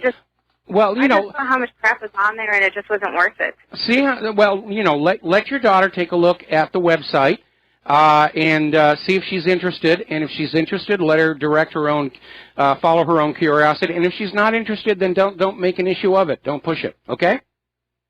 And 13 isn't too young? I don't think so. Okay, just checking. Just checking. I'd like to just cross my T's and dot my I's. Okay, well, like I said, I became politically aware at a very young age, partly because of my grandfather and Richard Nixon being drinking buddies. Anyway, Dorothy, we're going to let you go here. We got a bunch of news that we need to get into. And I started this story a while back before all the phone calls came on in. Pro-Brexit campaigners are gathering outside the British Parliament demanding that the Brexit process accelerate. They're tired of all the obvious foot-dragging by the Remain people. And it isn't that difficult for Britain to leave the European Union. Just start issuing British pounds. Well, I think they're still using the British pound. Put border guards on that Channel tunnel, load up the English Channel with sharks to stop the swimmers, and say, we're going our own way. We're not going to send any more money to Brussels. We don't want anything more to do with you and the ECB, and just go on their way. Now, Theresa May has gone to the British Supreme Court seeking an overturn to the ruling that the ultimate decision for Brexit rests with Parliament, that Parliament has to vote to trigger Article 50 of the Lisbon Treaty. And there, of course, is word that Parliament's attitude is, well, we don't care what the voters wanted. We're going to do what's in our best interest to do, which, of course, we have that same problem with our Congress here. Meanwhile, in Italy, the repercussions of Renzi losing his referendum over the weekend continues. Renzi has announced he is going to resign. He hasn't yet. He could still renege and change his mind. But if his resignation is accepted, Italy's government would be handed over to a caretaker leader until the next general election scheduled for 2018 or until a snap election is called. Meanwhile, though, Italian bureaucrats are trying to rewrite Italy's election laws to keep out the far-right parties, like the Northern League, to keep them out of power, to keep them from running from office, the widely popular insurgent party, Five Star. They don't want them even running. This is how Italy is going to solve their problem. They're going to outlaw any political parties that are not in agreement with them, just like here in the United States of America, where the system is stacked against anybody who's not part of the official Republican and Democratic parties. Now, a lot of people are very concerned about this new law, the Investigatory Powers Act, the Snoopers Charter. And one of the problems that are in there is that it is now up to the British government to volunteer the truth to their victims if the state thinks it's abused the secret powers. It's kind of like kids being allowed to mark their own homework in school. But basically, this opens up a venue where the government could effectively lie in court to convict somebody, and the defendant would not have a fair trial because he cannot review or question the truth of the evidence against him if the government decides it must be withheld. That's a dangerous situation. Now, over at George Washington University, they've had a walkout to demand a sanctuary campus to protect illegal immigrant students. And again, harboring illegal immigrants is a felony that can carry up to 10 years in prison. Just something those students might want to think about. And then they have undercut their original agenda by demanding that the George Washington University also be a sanctuary from student loan debt and a sanctuary from underage drinking laws. And some students are even saying it should be a sanctuary on final exams because of the stress that exams cause. I mean, this is just ridiculous. And it only costs them $60,000 in student loan debt to be on a college campus where absolutely nothing is happening.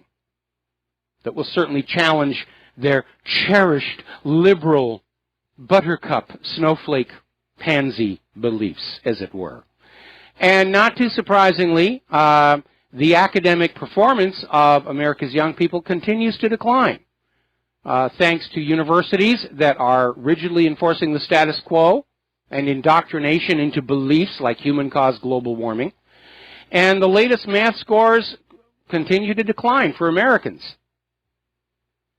There was that article we talked about a while back where America's millennial generation, in terms of actually being a workforce to support our economy, they're virtually useless.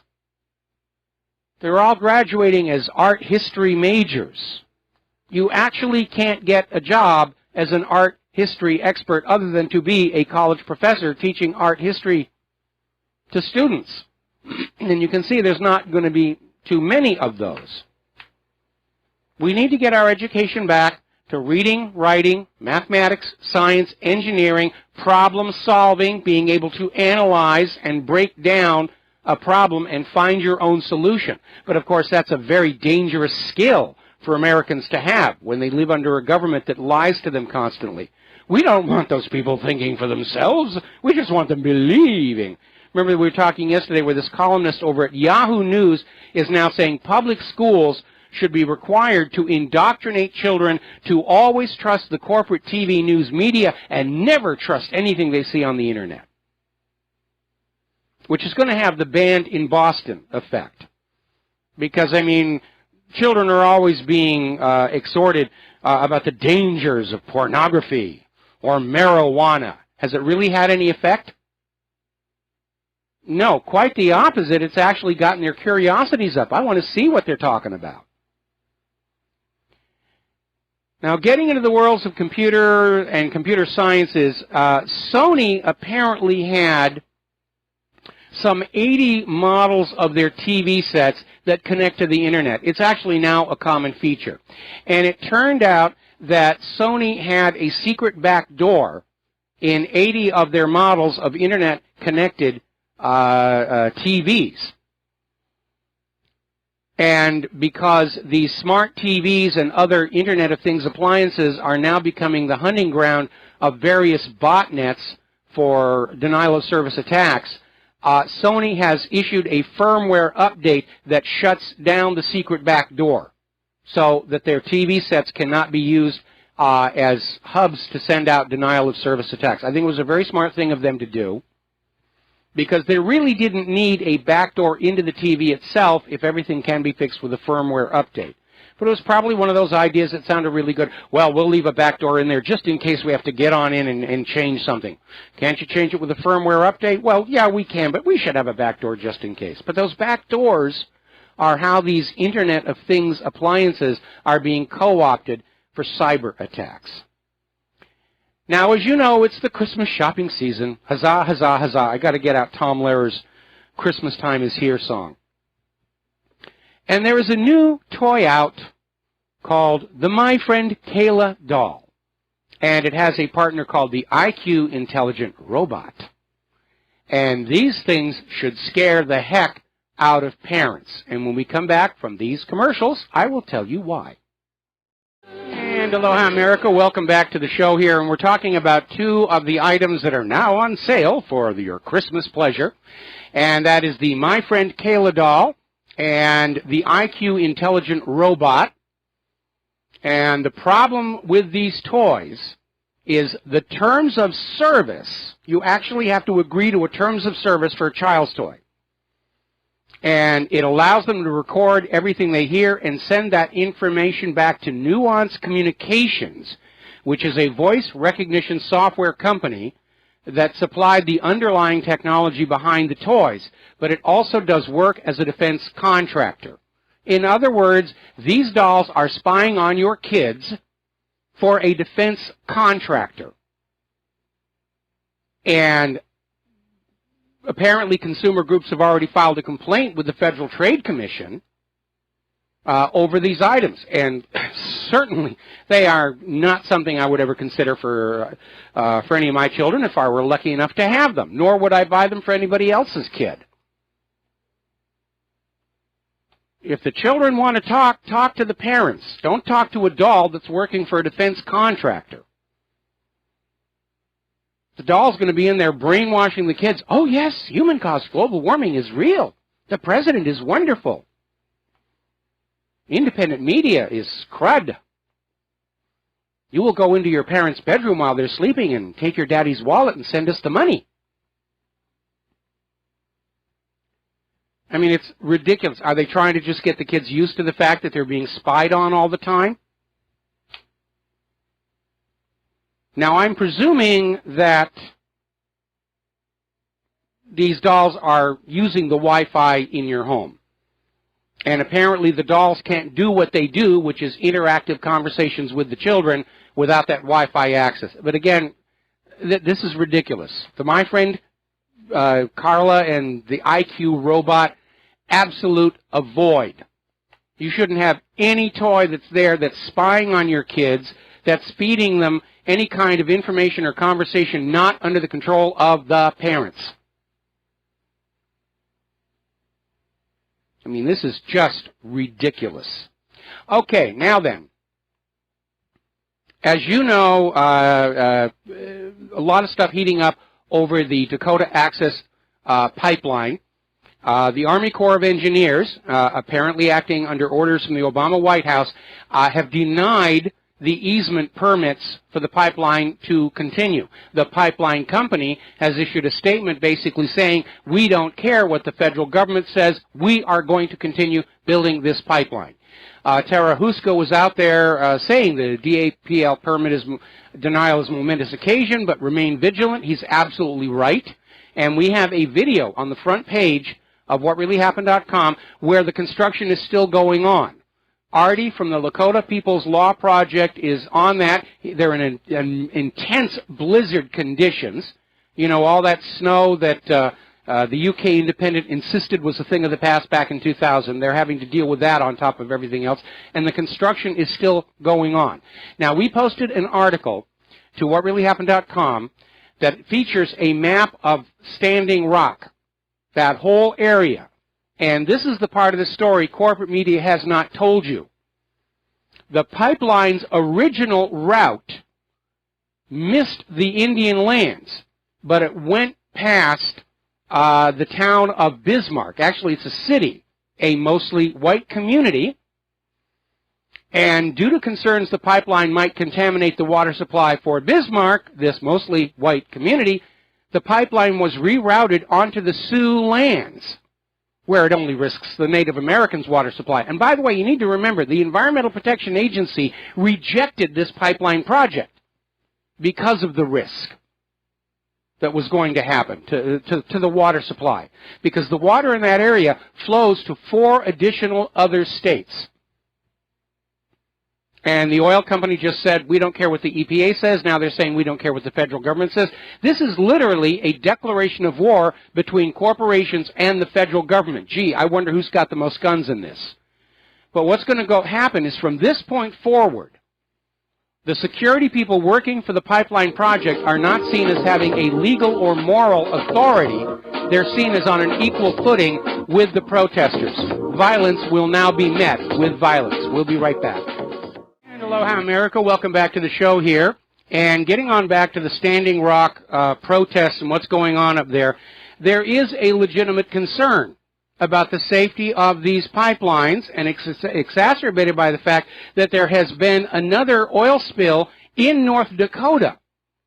And apparently Tesoro Corporation's underground pipeline was running underneath this farmer's fields, ruptured, and spilled 20,600 barrels of oil onto the farmland. That farm is a write-off right now. And it was the size of 7 football fields. That's how big this spill was. Then there was that other one down in the southeast earlier in the year. We all remember the Deepwater Horizon disaster. These oil companies spend as little as possible on their infrastructure, and it leaks. That's been a big problem with the fracking industry. The pipes are all leaking. They're leaking natural gas into the atmosphere. They're leaking chemicals into the groundwater, because they're doing it on the cheap to maximize their profits. All right, let's take a phone call. Tim in Wyoming, aloha. Welcome to the show. What's on your mind? Hey, Michael. Thanks for taking my call. I appreciate it. Now, you were talking about smart TVs earlier, and I wondered, did you talk about the Samsung television that actually has been doing exactly what the Sony television's been doing for years? And they tell you, if you don't want your private conversations recorded, then don't do it in front of the television. And so, I mean... But that's asking people a lot. You know, we talk about the TV shows, you know, we're watching the finale on Westworld, and we're out there commenting about what's going on. I mean, it really is ridiculous. At the very least, for the smart TVs, there should be a menu item where you can shut off the microphone, and if your TV has an embedded camera, and a lot of the new ones do, you can shut that off. Personally, I wouldn't trust the switch anyway.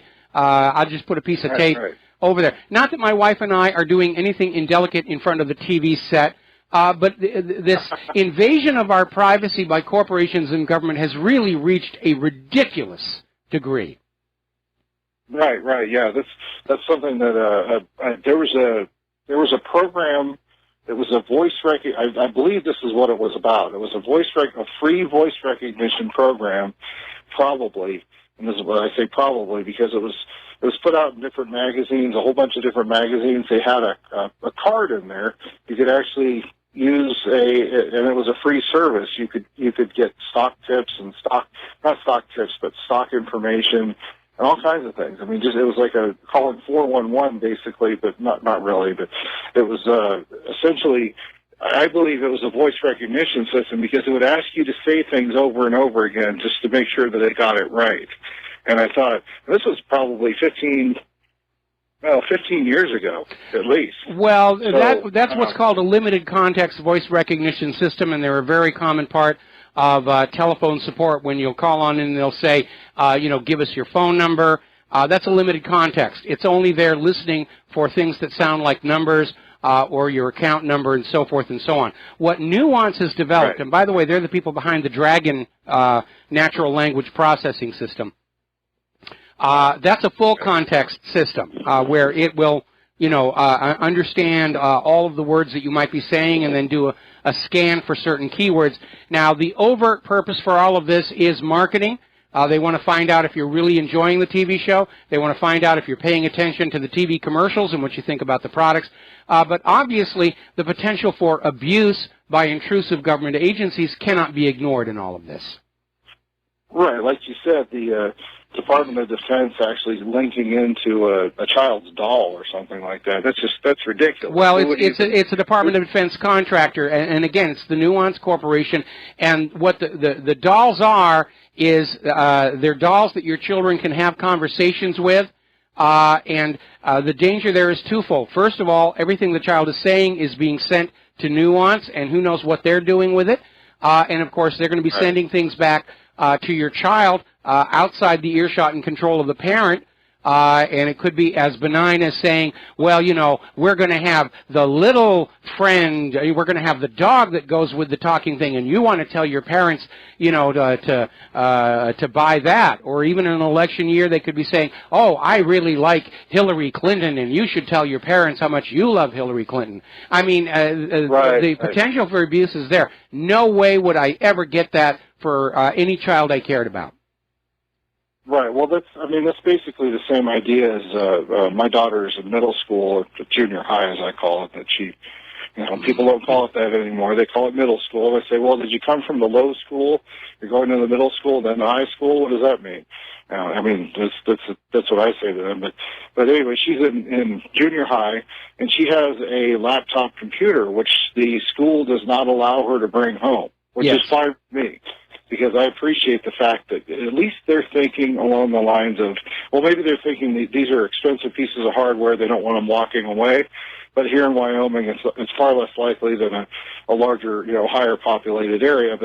But at the same time, they're also probably also thinking that they could be used for invasion of privacy purposes, or the children could be using them for other things, you know, other than doing their homework, because they have a camera on them, they have a microphone on them, and internet access, obviously. So it's just like having a big smartphone with a keyboard on it, basically. And, yeah, but the difference there is, of course, that, you know, you can turn the laptop off and put it in its case, so all it's hearing is muffled sounds and seeing black. There actually was a big stink a few years ago where a school district over in the eastern part of the country, and I forget exactly where it was, but it was a big scandal because this school was also issuing laptop computers to their students, and it was discovered the laptops had spyware installed on them by the school district that allowed school officials and teachers to spy on the children in their homes, in their rooms, potentially in various states of undress, and the parents got very upset about that with darned good reason.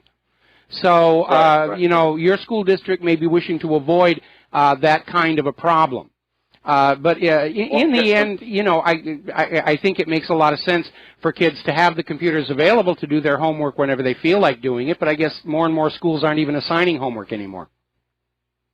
Well, I mean, the homework that's assigned sometimes is, I mean, and from what I've seen, actually I won't go into that, but I'll just say that, you know, I think that it's probably one of the smarter things that a school would do is not sending the computer home, because obviously if the computer stays at home and never comes back to the school, I mean, not by intention, but because the child forgets it, because the parents forget it, because they go on vacation, whatever, and they leave it in the closet or something like that, well, then it's potentially a piece of hardware, as I say, a piece of expensive hardware that's off the books now, or something like that. Well, you know, theft is a problem. When I worked at, when I was teaching over at the Academy for Creative Media, the department had several laptops, and a couple of them went missing. And, of course, I had my own laptop that I'd gotten while working on Lost that was a little more grandiose than the department-supplied laptop, so I never had one. But, yeah, it can be an issue. Right, you don't have to worry about the low-end equipment that they supplied, even though it's probably expensive, and maybe they bought them at bulk or something like that. But anyway, I just wanted to bring those things up because I think that you know, I'm glad you hit on that subject of invasion of privacy, because as I say, the Samsung television's been doing it for years. And well, let me finish up one more thing, and then I got to let you go because I got some news and another caller. The schools actually get very, very good discounts from the computer makers for the computers, because they want the kids to get used to a Windows machine or a Mac machine, because they understand that as the student leaves school and grows up, they'll want to continue using Windows if that's what they're used to, or continue using Mac if that's what they're used to. And so the schools actually do get very, very good deals. And that's great because it does get the hardware into the hands of the kids. And in this day and age, if you don't know how to use a computer, you are at a serious disadvantage. Anyway, Tim, we're going to let you go here. And let me grab a couple of stories here before I take this last phone call. Now, Alaska Airlines has had to cancel dozens of flights from the SeaTac airport because of winter weather. They're getting hammered really hard. The Old Farmer's Almanac was absolutely right. Winter's arriving late, but it's very, very hard indeed. And you would think the global warming people would have the honor and decency to say, you know, maybe we were wrong. But as it turns out, there are some of the scientists who were on board Al Gore's little get-rich-quick scheme early on are now coming on out and saying, yeah, at this point it's obvious we were very, very wrong. And that's in combination with Lord Monckton is out there on the speaking tour about the global warming hoax. And they're really beginning to understand that, yeah, the world has not warmed. It's actually gotten colder. It's got absolutely nothing to do with people and everything to do with the sun. And remember, that corporate media was out there pushing that lie. You humans are warming the earth. And not just the corporate news channels, but all the so-called science channels were out there. Oh, you humans are warming the earth. National Geographic was fully on board with all of this. Smithsonian Channel was on board with this. The Science Channel was on board with this. Discovery Channel, all of them. They were all involved in this gigantic hoax to trick you out of your money for carbon credits and carbon taxes and to trick you into obedience to a global environmental authority who would tell you how to live your life so that you're not wrecking the earth. And it was all a lie. A gigantic, huge lie. And anybody who says wide-ranging conspiracies against the general population, we've got one. Staked out on the ground, naked for you to study, and it's called human-caused global warming. Now, apparently, there is a new piece of software from Tyler Technologies, and it's called the Odyssey Case Manager, and it is a court system that's used in courts all across America. And as it turns out, it is horribly buggy. It is so bad, it's getting people wrongfully arrested. And yet, it's all over our court system. And it's making mistakes. It's assigning names to the wrong files. When a judge makes a ruling, it's entered into Odyssey, and then law enforcement relies on what's coming up on that little computer screen in their police car. They don't test this stuff before it goes on out. They don't have to. Remember, computer software is indemnified against harm by U.S. law. All right, let's grab a couple more phone calls. Jerry in Chicago, aloha, welcome to the show. What's on your mind? Aloha, Michael. Thank you very much for taking my call. I'll make this real quick. Your last caller was talking about the Sony televisions recording you as you were sitting in your house making comments on a television show. Yes. I turned my cell phone off at a location that I go to a couple times a year because I know I get no cell phone service, and it roams, and your phone, you wake up in the morning, your phone is dead. So I personally turned it off, and the next morning when I got up, there was no power on the phone. When I turned it off, I had 78% power on this thing. So there is a alternative power source that's drawing for information, and I locked it up in my car, to be honest with you. Well, hang on a second. Is your phone an Android device? It's a Samsung Galaxy phone. Okay, that's an Android device. My wife actually has one of those, and it is a real problem. There are a couple of overlapping issues. One is the Android operating system is constantly spawning new applications and processes. When you turn the phone off, it's not really off, and processes can still be running. You need to go through that little procedure of shutting down unused applications and clearing out the memory every day or so, or you're going to have 30, 40 apps running on the phone even when it's off, and that will drain the battery down. Something else you also need to be aware of is the way it handles Wi-Fi. For some reason, there is an automated system in there where the phone, and we've caught Claire's phone doing it, it'll stop using the Wi-Fi and go on to the metered 4G LTE service for which we are billed. And there doesn't seem to be any way to lock it saying Wi-Fi only. Frankly, I'm fed up with Android. Buying this phone for Claire was a mistake, and I've already promised her when this one finally dies, I don't care what it costs, I'm going to get her back on the large-sized iPhone. because it is so much better. And I understand Android originally was a very cool system, but everybody who's co-opted it for their products, they hijack it, they put their own sales pitch in front of it. It's all being done very recklessly, and frankly, I think this Android, as it's implemented on this Samsung Galaxy phone, is a piece of absolute crud. Okay, well, hey, I'll agree with you there, because I think somebody came in from inside and left this thing on, is all I can tell you, because I was expecting some important calls the next morning, and I had to go find a charger. Well, again, there is stuff running on the phone, even when it's switched off. You need to learn how to use that little button at the bottom. You press it, I think it's twice real quick, and you get up a display of all the apps that are running, and you just need to shut them all off. And there's a little pie chart emblem on the left. You push that, and it shuts down even more applications you don't know are there. It really is a very, very badly implemented system, and that's what's going on. It's not somebody coming in hacking from outside. It's just the poor design and implementation of that particular brand of Android. No, I'll check it as soon as I get off the line. Thank you very much. Have a great day. All right. We'll talk to you real soon about that one. All right. Let's go to Francis in North Carolina. Aloha. Welcome to the show. What's on your mind? Oh, aloha to you both. In line with the TV and the doll scenario, I am enjoying the dust cover I have over the TV screen, so I'll put over that. Not to mention turning off the electricity to it via a plug extension. Yes. So until Mother Half gets home, and then he can play with it to his heart's content, to a certain extent. Mm-hmm. As for the doll part, that is absolutely horrid. But quite frankly, you know what? When you folks were talking about that, you remind me of some of the scenes from the one film called The Sixth Day with Arnold Schwarzenegger with the Sim doll or whatever the heck it was. Not to mention the cloning and everything else, but it was kind of right eerie hearing about a doll that does all that, and yet at least according to that doll, you can actually shut it off. This other one that you're talking about doesn't sound like you can shut it off. Well, you can block it from your Wi-Fi, but if you do, then the doll's functionality stops.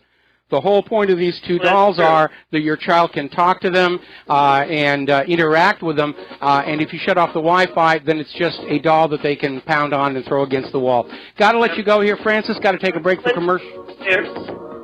We'll be right back. Aloha, America. Welcome back to the show here, and an alert listener tracked down the story about the laptops. This happened back in 2010, and it was basically in Philadelphia.